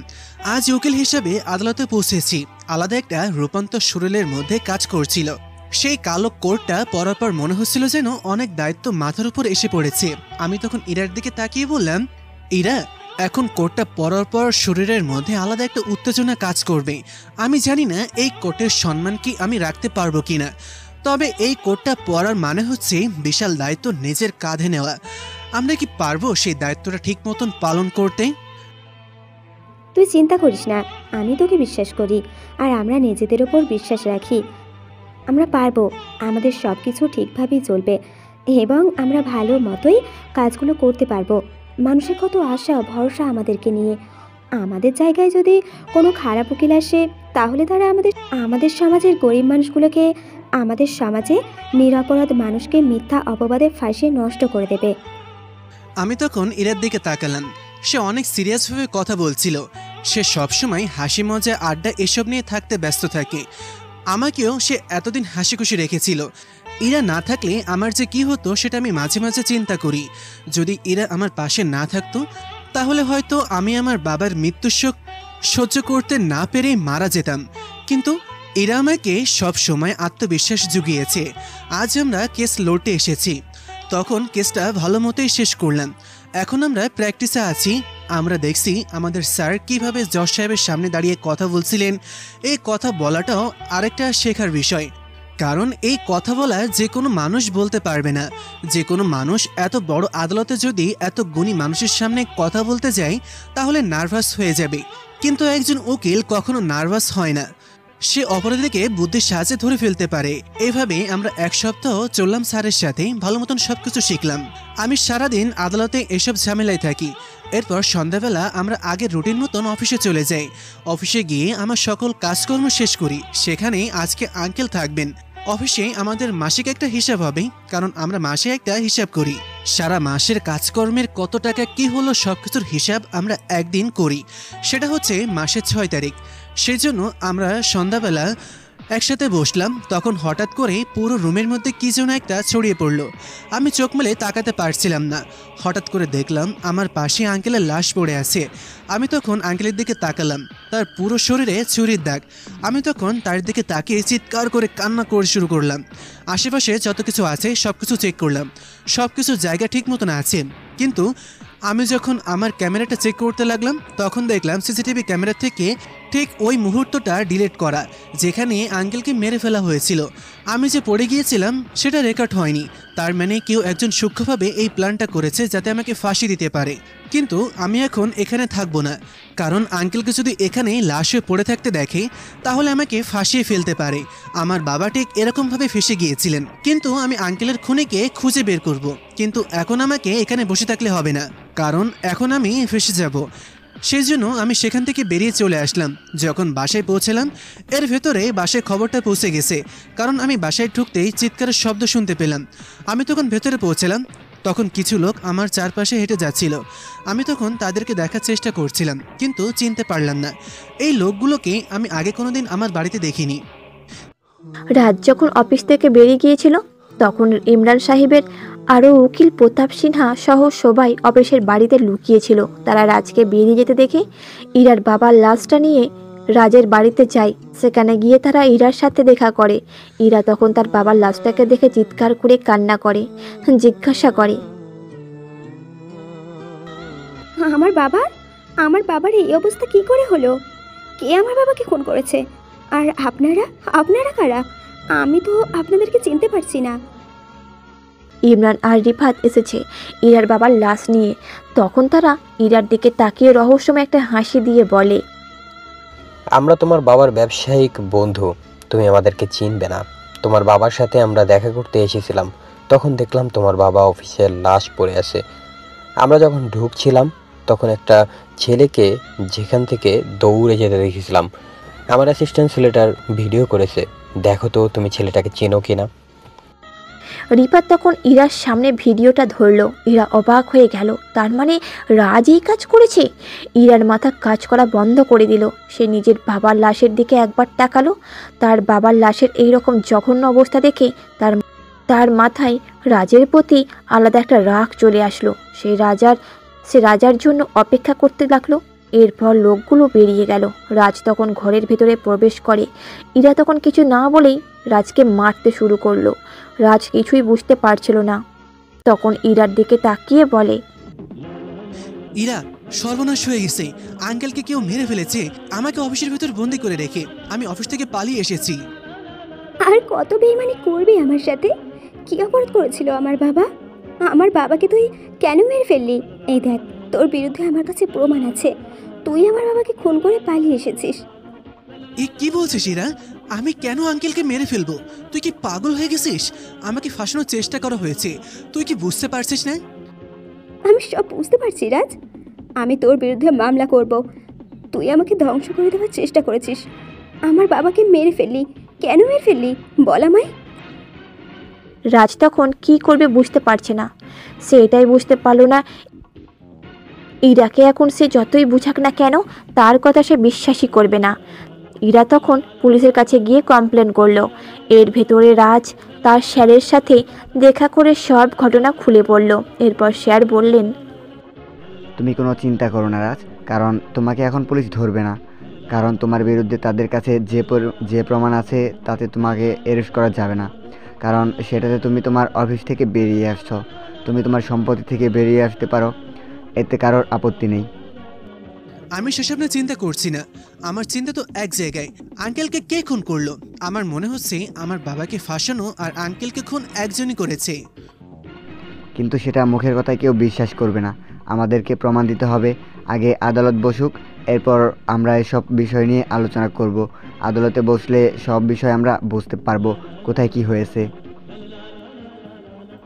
রাজ তখন চিন্তায় পড়ে গেল। সে কি করবে? তার বিরুদ্ধে তো এখন মামলা হয়ে গেছে। ওইদিকে ইরা মনে মনে সিদ্ধান্ত নিল সে একাই রাজের বিরুদ্ধে লড়াই করবে। রাজ যাকে নিয়ে আসুক না কেন, সে তার বাবার খুনের প্রতিশোধ ও রাজের কাছ থেকে নেবেই। আদালত প্রথম দিন বসার পর যখন ইরা দেখল তার স্যার তার বিরুদ্ধে, সে কিছুটা ভয় পেলেও মানিয়ে নিল। তখন রাজ ইরাকে দেখে অবাক হয়ে গেল। ইরা চলে এসেছে তার বিরুদ্ধে লড়াই করার জন্য। রাজের ভিতরটা ফেটে যাচ্ছিল এটা দেখে, কিন্তু সে চুপচাপ বসে আছে। তার ইরার দিকে তাকানোর সাহস পর্যন্ত নেই। ওইদিকে ইমরান সাহেব এসেছেন দেখার জন্য তাদের এই খেলা। তিনি সব কিছু লাগিয়ে দিয়ে এখন নিশ্চিন্ত হয়ে বসে আছেন, কারণ তাদের বিরুদ্ধে এখন কিছুই করা লাগবে না। তারা নিজেরাই নিজেদের বিরুদ্ধে লড়াই করতে করতে মরে যাবে। এর ভেতরে ইমরান সাহেব নিজের কাজ হাসিল করে নিতে পারবেন। তিনি চুপচাপ বসে আছেন, আদালতের খেলা দেখে যাচ্ছিলেন। তখন ইরা রাজের বিরুদ্ধে প্রমাণ দিতে শুরু করে। ইরা তখন জজ সাহেবের দিকে তাকিয়ে বলে, জজ সাহেব, আমার আজ বলতে খুবই লজ্জা লাগছে, কিন্তু আজ আমাকে বলতেই হবে। কারণ মিস্টার রাজীব চৌধুরীর ছেলে রাজ চৌধুরী আমার বাবাকে খুন করেছে। সেটা আমি আপনার সামনে প্রমাণ দিতে পারবো। রাজ যখন আমার বাবার খুন হয় তখন অফিসেই ছিল এবং অফিসে আর কেউই উপস্থিত ছিল না। এবং আমার বাবার সাথে দেখা করতে আসা মিস্টার ইমরান সাহেব তখন রাজকে সেখান থেকে দৌড়ে পালাতে দেখেছে। আমি ইমরান সাহেবকে সাক্ষী হিসেবে কাঠগড়ায় দেখতে চাই। ঠিক আছে, ইমরান সাহেবকে কাঠ করে নিয়ে আসা হোক। ইমরান সাহেবের এসে কাঠগড়ায় দাঁড়ালেন। তখন ইরা ইমরান সাহেবের দিকে তাকিয়ে প্রশ্ন করল, ইমরান সাহেব, আপনি জজ সাহেবকে বলুন কিভাবে আপনি কি দেখেছিলেন। জজ সাহেব, বিশ্বাস করুন, আমি সেদিন দেখা করতে গিয়েছিলাম ম্যাডামের বাবার সাথে। তখন দেখলাম ম্যাডামের বাবার লাশ পড়ে আছে অফিসের ভেতরে। তখন আমি ওই ছেলেটাকে দেখেছিলাম সেখান থেকে পালিয়ে যেতে। কিন্তু আমি অবাক হচ্ছি এই ছেলেটা এখনো কিভাবে অ্যারেস্ট হয়নি। তখন স্যার উঠে গেলেন, গিয়ে ইমরান সাহেবের দিকে তাকিয়ে প্রশ্ন করলেন, সেটা আপনার দেখার বিষয় নয়, এটা আদালত সিদ্ধান্ত নেবে তাকে অ্যারেস্ট করা হবে কি না। কিন্তু আপনি বলুন, আপনি কি নিজ চোখে আমার মক্কেল অর্থাৎ রাজ চৌধুরীকে খুন করতে দেখেছিলেন? ইমরান সাহেব তখন কি বলবেন কিছুই বুঝে উঠতে পারছেন না। তখন তিনি একবার আদালতের দিকে একবার আমার দিকে তাকিয়েছিলেন। তখন আমার স্যার চিৎকার করে বলে উঠলেন, কি হলো মিস্টার ইমরান সাহেব, আপনি চুপ করে বসে আছেন কেন? আপনি তো এতক্ষণ খুব জোরে জোরে কথা বলছিলেন, হঠাৎ করে আপনার কথা বলার স্টাইল পাল্টে গেল কেন? আপনি বলুন, আপনি কি রাজ চৌধুরীকে খুন করতে দেখেছিলেন? না, আমি খুন করতে দেখিনি, কিন্তু খুন করার পর সেখানে কেউ উপস্থিত ছিল না। আমরা তখন সেখানে পৌঁছে গিয়ে রাজকে পালিয়ে যেতে দেখেছিলাম। তাহলে আমরা এটা কিভাবে নিশ্চিত হব যে আপনি খুন করেননি? এটাও তো হতে পারে যে রাজ সেখান থেকে চলে আসার পর আপনারা সেখানে গিয়ে মিস্টার আরিফ সাহেবকে খুন করেছেন। আপনি এসব কি বলছেন? আমি গিয়েছিলাম খুন হওয়ার পরে, আমি গিয়ে পেয়েছি ওনার খুন হয়ে গেছে। তখন ইরা সেখানে আসলো, এসে তার স্যারের দিকে তাকিয়ে বলে, আমার কাছে প্রমাণ আছে যে মিস্টার ইমরান সাহেব যখন সেখানে পৌঁছেছিলেন তখন আমার বাবার খুন হয়ে গেছে। কারণ সেখানকার সিসিটিভি ফুটেজ এটাই প্রমাণ করছে যে ইমরান সাহেব যখন পৌঁছেছিলেন তখন আমার বাবা খুন হয়ে পড়েছিলেন। তখন ইরা সিসিটিভি ফুটেজ দিয়ে দেয় আদালতে। তখন রাজের পক্ষে আইনজীবী বলেন, তাহলে তো সেই খুন হওয়াটাও রেকর্ড হওয়ার কথা, সেটা কোথায়? প্রমাণ দিন। জজ সাহেব, ঠিক সেই মুহূর্তের ভিডিও ডিলিট করে দেওয়া হয়েছে যখন খুন করা হয়েছে। এই নিন তার প্রমাণ, সেদিনের পুরো দিনের রেকর্ড সেখানে নেই। এটা দেখার পর ইরা কি বলবে কিছুই বুঝে উঠতে পারছিল না। আদালত তখন প্রথম দিনের মতো এখানেই বন্ধ হয়। এর পরের দিন আবার শুরু হবে। এর ভিতরে ইমরান সাহেব মনে মনে সিদ্ধান্ত নিলেন যে এখন ইরা সাধারণত একটা উকিল, তার এখনও কোনো অভিজ্ঞতা নেই। কিন্তু রাজের উকিল অনেক অভিজ্ঞতা সম্পন্ন, অনেক পুরনো একটা উকিল। সে চাইলে বুদ্ধি দিয়ে ইরাকে হারিয়ে দিতে পারে। সেই জন্য ইমরান সাহেব রাতের বেলায় যখন উকিল সাহেবের বাসায় ফিরছিলেন তখন উকিল সাহেবকে খুন করে ফেলে। আমি পরের দিন গেলাম আমার স্যারের সাথে দেখা করতে। স্যার, আজকে আমি একটা বিষয় বলবো, কারণ কালকে রাতেই আমি গিয়েছিলাম একজন সাইবার ক্রিমিনালের কাছে। সে কম্পিউটার সায়েন্সে খুব বড় একজন অপরাধী, কিন্তু এখন সে ভালো পথে ফিরে আসতে চায়। আমি তার সাথে দেখা করেছিলাম। সে আমাকে বলেছে যে সিসিটিভি ফুটেজ রিকভারি করে এনে দিতে পারবে সে। যে কোনো জিনিস ডিলিট হওয়ার পর সেটা খুব তাড়াতাড়ি রিকভার করে এনে দিতে পারে। আমি সেটা স্যারকে জানানোর জন্য স্যারের অফিসে গেলাম, কিন্তু সেখানে গিয়ে শুনতে পেলাম যে স্যারের খুন হয়ে গেছে। এটা শোনার পর আমি কি করব কিছুই বুঝে উঠতে পারছিলাম না। আমি তখন জজ সাহেবের সাথে দেখা করলাম। তিনি আমাকে দেখে কিছুটা অবাক হয়ে জিজ্ঞাসা করলেন, কি ব্যাপার রাজ, তুমি হঠাৎ আমার অফিসে? কোনো দরকার তোমার? জজ সাহেব, আপনি আমার থেকে অনেক বড় একজন গুরুজন, আপনি আমার থেকে অভিজ্ঞ মানুষ, কিন্তু আপনার কাছে আমি একটা কথাই বলতে চাই। আমার বাবার ম্যানেজার খুনের সময় যে লোকটাকে ফাঁসিয়েছিল সেই বর্তমানে আমার আঙ্কেল অর্থাৎ ইরার বাবাকে খুন করেছে।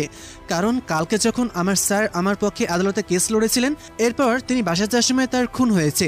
এখন আপনি বলুন, আমি কি আমার উকিলকে খুন করে ফেলবো? এটা আপনার বিবেকের কাছে প্রশ্ন। আমি একটা কথা এখানে বলতে এসেছি। আমাকে থামিয়ে দিয়ে জজ সাহেব বলে উঠলেন, এই কাজটা নিয়ে আমি অনেক চিন্তায় আছি। আমার মনে হচ্ছে তুমি খুন করনি, কিন্তু কিছুতে এটা প্রমাণ করা সম্ভব নয়।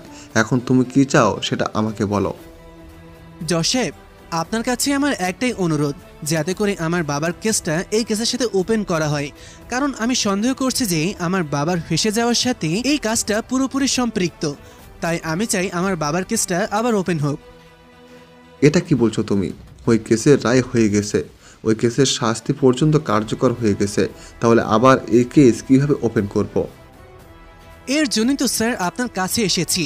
আপনি যে কোনো উপায়ে একটু ব্যবস্থা করে দিন। আমি চাই আসল খুনিকে শাস্তি দিতে। যদি আসল খুনিকে শাস্তি দিতে না পারি, তাহলে আড়াল থেকে অনেক মানুষকে এভাবে খুন করে বেড়াবে।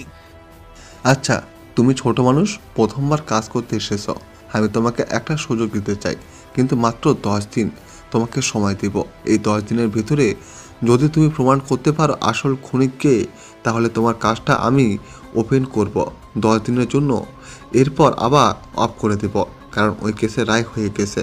এটা কিন্তু একটা আইন বিরোধী কাজ। আপনাকে অসংখ্য ধন্যবাদ স্যার। আমি এই 10 দিনের ভেতরেই আশা করা যায় প্রমাণ করে ফেলতে পারবো আসল খুনিকে, কারণ আমাদের সন্দেহের তীর চারিদিকে আছে। খুনি আমাদের চারপাশে ঘুরে বেড়াচ্ছে, আমাদের নিজেদের মধ্যে শত্রুতা বাঁধিয়ে দিয়েছে, দেখতেই তো পারছেন আপনি। আমি তখন আমার অফিসে চলে গেলাম। সেখান থেকে জজ সাহেবের সাথে কথা বললাম। আমাকে এখন যেতে হবে আরেকজনের কাছে। সে হয়তো সিসিটিভি ফুটেজ রিকভারি করে ফেলেছে। তার সাথে আমার কথা হয়েছে, তার কাছে গেলাম। তখন সে আমাকে বলল, দেখো রাজ, আমি শুধুমাত্র তোমার জন্য এই কাজটা করে দিলাম। আর কেউ হলে আমি এই কাজটা করে দিতাম না, কারণ আমি নিজের জন্য কাজ করি, অন্য কারোর জন্য কাজ করি না। আর আমি চাই এই অন্যায়ের পথ থেকে ফিরে আসতে। আমার এই প্রতিভাকে আমি ভালোবাসি, তাই এটা কাজে লাগাতে চাই। তুমি কি আমাকে সাহায্য করবে সেটার জন্য? আমি কথা দিচ্ছি আমি আর কোনোদিন এরকম খারাপ কাজ করব না। আমি হ্যাকিং ছেড়ে দেব। ঠিক আছে আদিল, তুমি কোনো চিন্তা করো না, আমি তোমার ব্যবস্থা করব। আমি জজ সাহেবের সাথে কথা বলবো, কথা বলে তোমার ব্যবস্থা করে দিব। কিন্তু তুমি জেল থেকে পালিয়ে এসেছো, তোমাকে আগে আত্মসমর্পণ করতে হবে। আত্মসমর্পণ করে তুমি তোমার দোষ স্বীকার করবে, তখন তোমার শাস্তি কিছুটা কমে যাবে। তুমি জামিন পেতে পারো, কিন্তু তোমাকে সরাসরি মুক্তি দেওয়া যাবে না, কারণ তুমি অনেক বড় একটা অপরাধ করেছো। তুমি 2টা ব্যাংকের টাকা লুট করে নিয়েছো।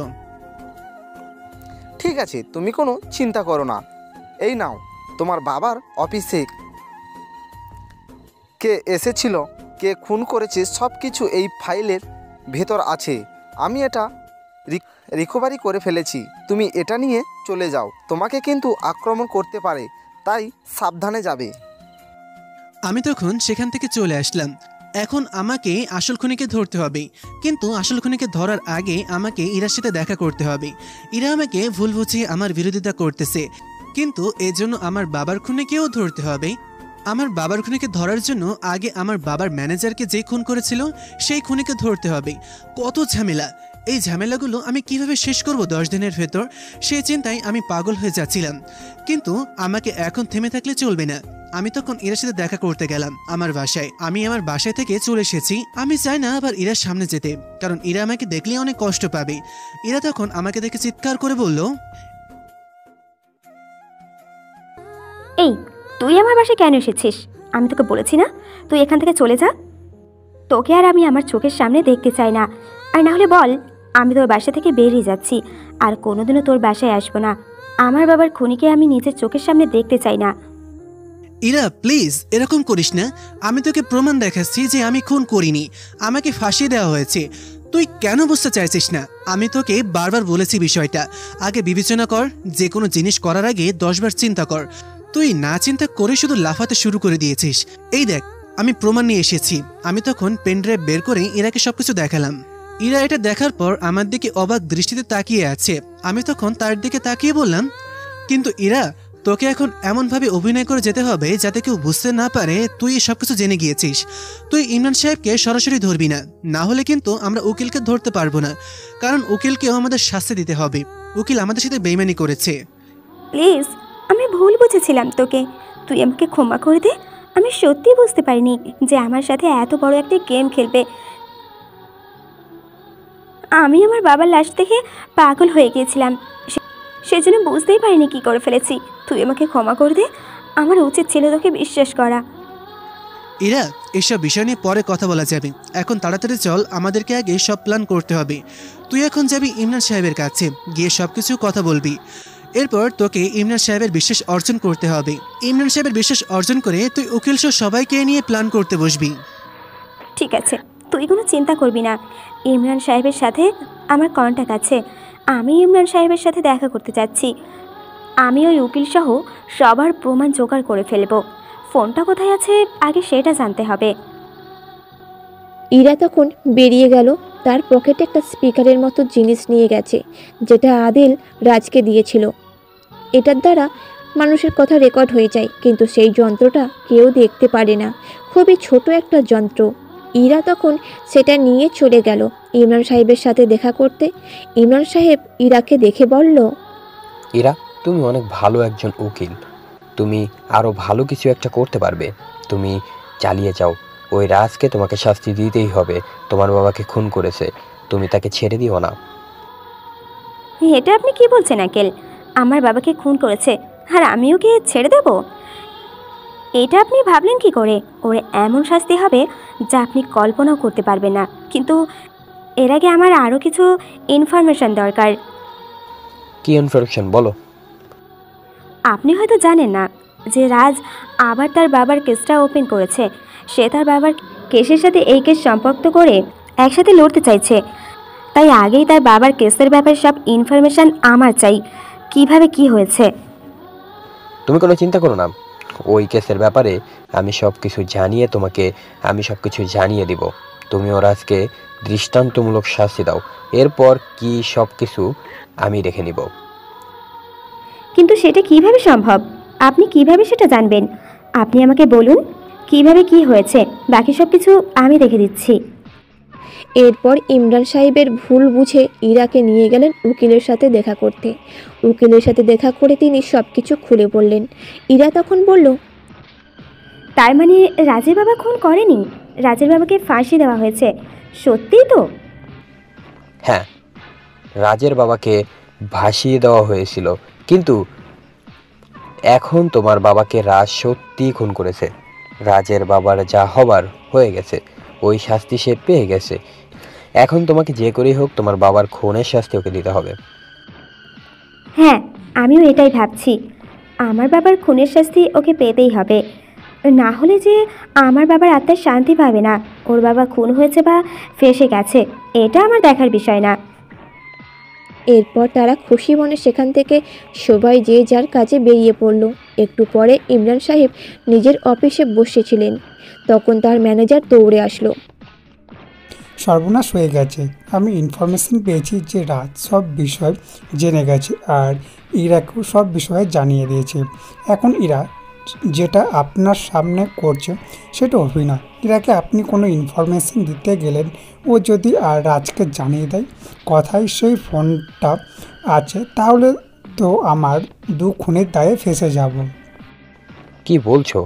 এই মেয়েটা এত বড় একটা চাল চেলে ফেললো আমার চোখের সামনে। আমি কিছুই বুঝতে পারলাম না। ওই মেয়েটাকে শাস্তি দিতেই হবে। কেন আমার সাথে অভিনয় করলো? আমার সাথে বেইমানি করার শাস্তি ওকে পেতেই হবে। স্যার, এখন এসব কথা বলার সময় কাটানোর সময় নয়, কারণ মেয়েটা এতক্ষণ হয়তো রাজের কাছে পৌঁছে গিয়ে বলে দিয়েছে সেই ফোনটা কোথায় আছে। ফোনটা আমার যে জায়গায় লুকিয়ে রেখেছি ওখানেও পৌঁছে যাবে। এরপর ফোনটা নিয়ে গেলেই তো সব কিছু শেষ। তুমি কোনো চিন্তা করো না, আমি ওই ফোনের ওপর সব কিছু ঠিক করে দিয়েছি। এখন রাজ ওখানে গেলে উল্টো ফেঁসে যাবে। তুমি তাড়াতাড়ি যাও, আমি যেটা বলছি সেটা করো। রাজ ফোন আনতে যাবে, কিন্তু ফিরিয়ে আর আসবে না। তারা সেখানে প্ল্যান করছে, কিন্তু আমি জানতে পারলাম না। আমি চলে গেলাম সেই ফোনটা আনার জন্য। ফোনটা তারা একটা বাড়ির মধ্যে লুকিয়ে রাখছে, একটা ড্রয়ারের মধ্যে। আমি তখন সেই বাড়ির কাছে গেলাম। বাড়ির কাছে গিয়ে বাড়ি থেকে যখন ফোনটা নিয়ে বের হতে যাব, তখন 2টা লোক এসে আমাকে আটকে ধরলো। যখন তাদের দিকে তাকালাম, তারা একজন হচ্ছে ইমরান আর আরেকজন হচ্ছে ইমরানের সহযোগী। আমি বুঝতে পারলাম আমাকে আটকে রাখার জন্য তারা এসেছে।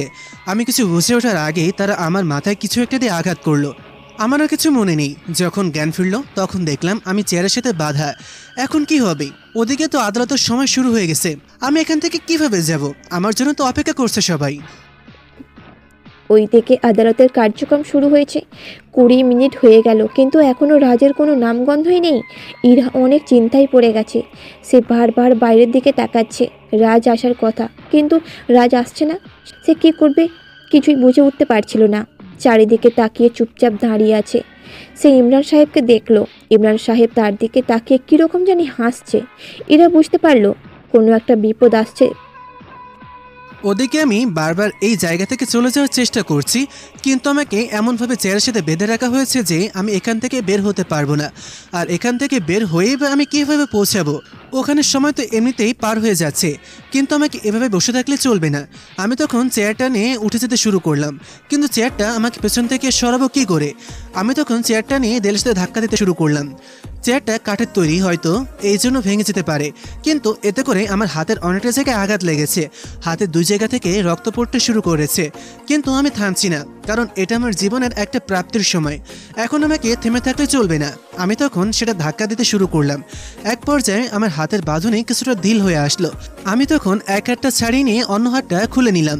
এরপর সেখান থেকে বের হয়ে দৌড় দিলাম। এই জায়গাটা রাস্তা থেকে অনেক দূরে। আমি তখন দৌড়ে রাস্তা পর্যন্ত পৌঁছলাম।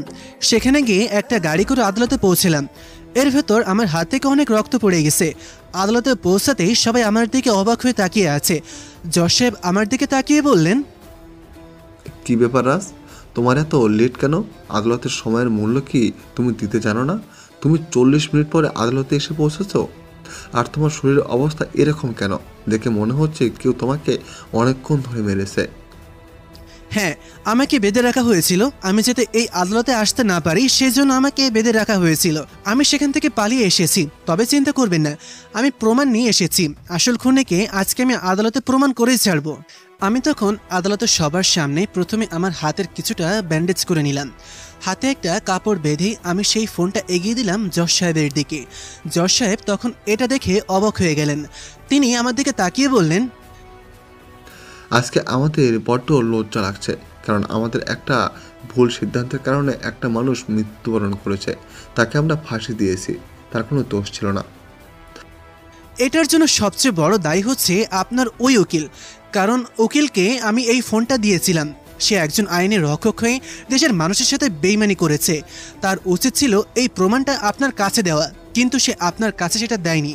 সে একজন আইনের রক্ষক হয়ে ভক্ষকের মতন কাজ করেছে। জজ সাহেব সঙ্গে সঙ্গে অর্ডার দিলেন রুদ্র প্রতাপ সিনহাকে অ্যারেস্ট করার জন্য। পুলিশ তার বাড়িতে চলে গেল তাকে অ্যারেস্ট করার জন্য। এদিকে ইরা তখন সেই রেকর্ডারটা অন করে শোনালো। এটা শোনার পর সবার বুঝতে আর বাকি রইল না যে কে খুন করেছে। তখন ইমরান সাহেবকে সাথে সাথে গ্রেপ্তার করা হলো এবং এই খবরটা পুরো দেশে ছড়িয়ে পড়ল। পুরো দেশের মানুষ জানতে পেরে গেল যে একজন নির্দোষ মানুষের ফাঁসি দেওয়া হয়েছিল। এবং সেই উকিলকে যখন পুলিশ ধরে নিয়ে যাচ্ছিল তখন রাস্তার পাশে মানুষ তাকে জুতা দিয়ে তাড়া করিয়ে বেরিয়েছিল। যখন তাকে আদালতে উপস্থিত করা হয় তখন জজ সাহেব বলতে শুরু করেন, আজকে পুরো দেশের আইন বিভাগের জন্য সবচেয়ে বড় লজ্জার একটা দিন, কারণ আজকে আমাদের সব কিছু কলঙ্কিত করে ফেলেছে এই একটা মানুষটা। মানুষ বিশ্বাস করে আমাদের কাছে ন্যায় বিচার পাওয়ার জন্য আসে, কিন্তু তুমি টাকার কাছে বিক্রি হয়ে ন্যায় বিচার করতে পারোনি। তোমার হাতে প্রমাণ ছিল, কিন্তু তুমি প্রমাণ একদম নষ্ট করে দেওয়ার চেষ্টা করেছো। তুমি টাকার কারণে অন্যায়কারীর সাথে হাত মিলিয়েছো। তোমাকে এত ভয়ঙ্কর শাস্তি দেওয়া হবে যে তোমার শাস্তি দেখে সবাই সতর্ক হয়ে যাবে। স্যার, আমার ভুল হয়ে গেছে, আমাকে ক্ষমা করে দিন। আমি কথা দিচ্ছি আর কোনোদিনও এরকম কোনো কাজ করব না। তোমার একটা ভুলের কারণে একটা মানুষকে নির্দোষে মৃত্যুবরণ করতে হয়েছে। এছাড়াও পুরো দেশের আইন ডিপার্টমেন্টে সবাইকে তুমি কলঙ্কিত করেছ। তোমার দৃষ্টান্তমূলক শাস্তি হবে।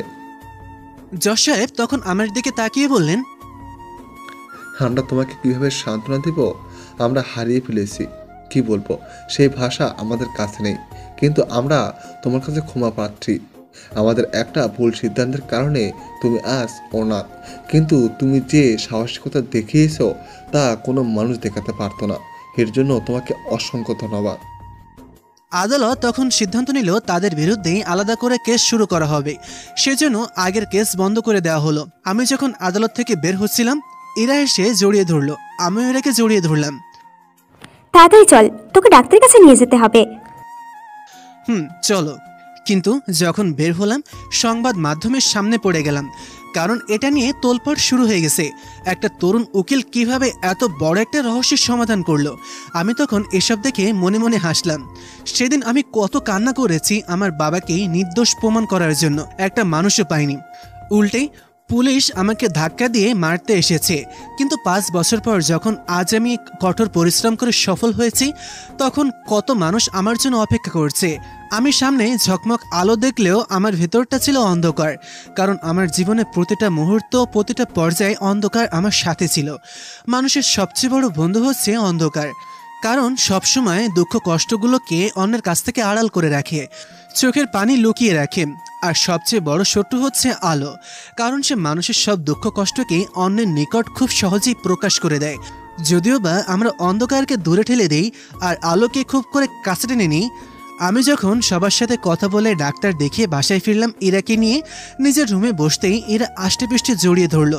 আমি তখন এরাকে কিছুক্ষণ জড়িয়ে ধরে বসে রইলাম। আলাদা একটা শান্তি কাজ করছে আজ। ইরা, চলো আজ একটা জায়গায় যাব। চল। আমি তখন ইরাকে নিয়ে বাবার কবরের পাশে গিয়ে তার কবরটা ধরে বললাম, বাবা তুমি শুনতে পাচ্ছ? তুমি আজ নির্দোষ। তোমার ছেলে পেরেছে। হ্যাঁ বাবা, তোমার ছেলে পেরেছে তোমার ওপর থেকে সব অভিযোগ মুছে ফেলতে। দোয়া করো বাবা, আমার এই যাত্রা যেন অবিরাম চলতে থাকে। মিস করবো বাবা তোমাকে। বলে সেখানে কান্নায় ভেঙে পড়ে রাজ। ইরা তখন হাত বাড়িয়ে দিয়ে বলে, জীবনের কোনো এক প্রান্তে যদি কখনো হোঁচট খাও, আমি তোমার হাত ধরে রাখবো। ভয় পেও না, কোনো সম্পর্কের দাবি নিয়ে তোমার সামনে দাঁড়াবো না। শুধু একজন খারাপ মানুষ হিসেবে সারা জীবন তোমার পথ চলার ছায়া হয়ে থাকবো। আসলে এত বেশি ভালোবেসে ফেলেছি তোমায়, যার জন্য সবসময় তোমার পাশে ছায়ার মতোই থাকতে চাই। রাজ উঠে পাগলের মতো জড়িয়ে ধরল। সত্যি বলতে সঠিক সময় একটি সঠিক মানুষকে পাশে পেলে জীবনে এমনিতেই সুন্দর হয়। যেমন রাজ পেয়েছে, আমাদের আশেপাশে মানুষগুলো যেন এমনই মানুষ দেখা পায়, একটা প্রত্যাশা। আর আমরা যারা আইনের বিভিন্ন ক্ষেত্রে কাজ করি, তারা যেন সাধারণ মানুষের বিষয়টা বুঝে। কারণ একটা মানুষ কতটা বিপদে পড়ার পর সাহায্য চাইতে কান্না করতে পারে। একটা জীবনের সব কিছু নয়, তাই টাকা জীবনের সব কিছু নয়, তাই টাকার মোহে পড়ে যেন মানুষের ক্ষতি না করি। আজ 5 বছর পর রাজ স্টেশনে দাঁড়িয়ে আছে। সামাজিক কাজ আর আইনের বিভিন্ন ক্ষেত্রে অসামান্য অবদানের জন্য বর্ষেরা আইনজীবী নির্বাচিত হয়েছে সে। তাকে তাই আজকে পুরস্কার তুলে দেওয়া হবে। রাজ সম্মাননা পদটা হাতে নিয়েই একটা চুমু খেয়ে আকাশের দিকে তাকালো। এখনও বাবাকে ভুলতে পারেনি সে, হয়তো কোনোদিনও ভুলতেও পারবে না। গল্পটা কেমন লাগলো জানাতে ভুলবেন না।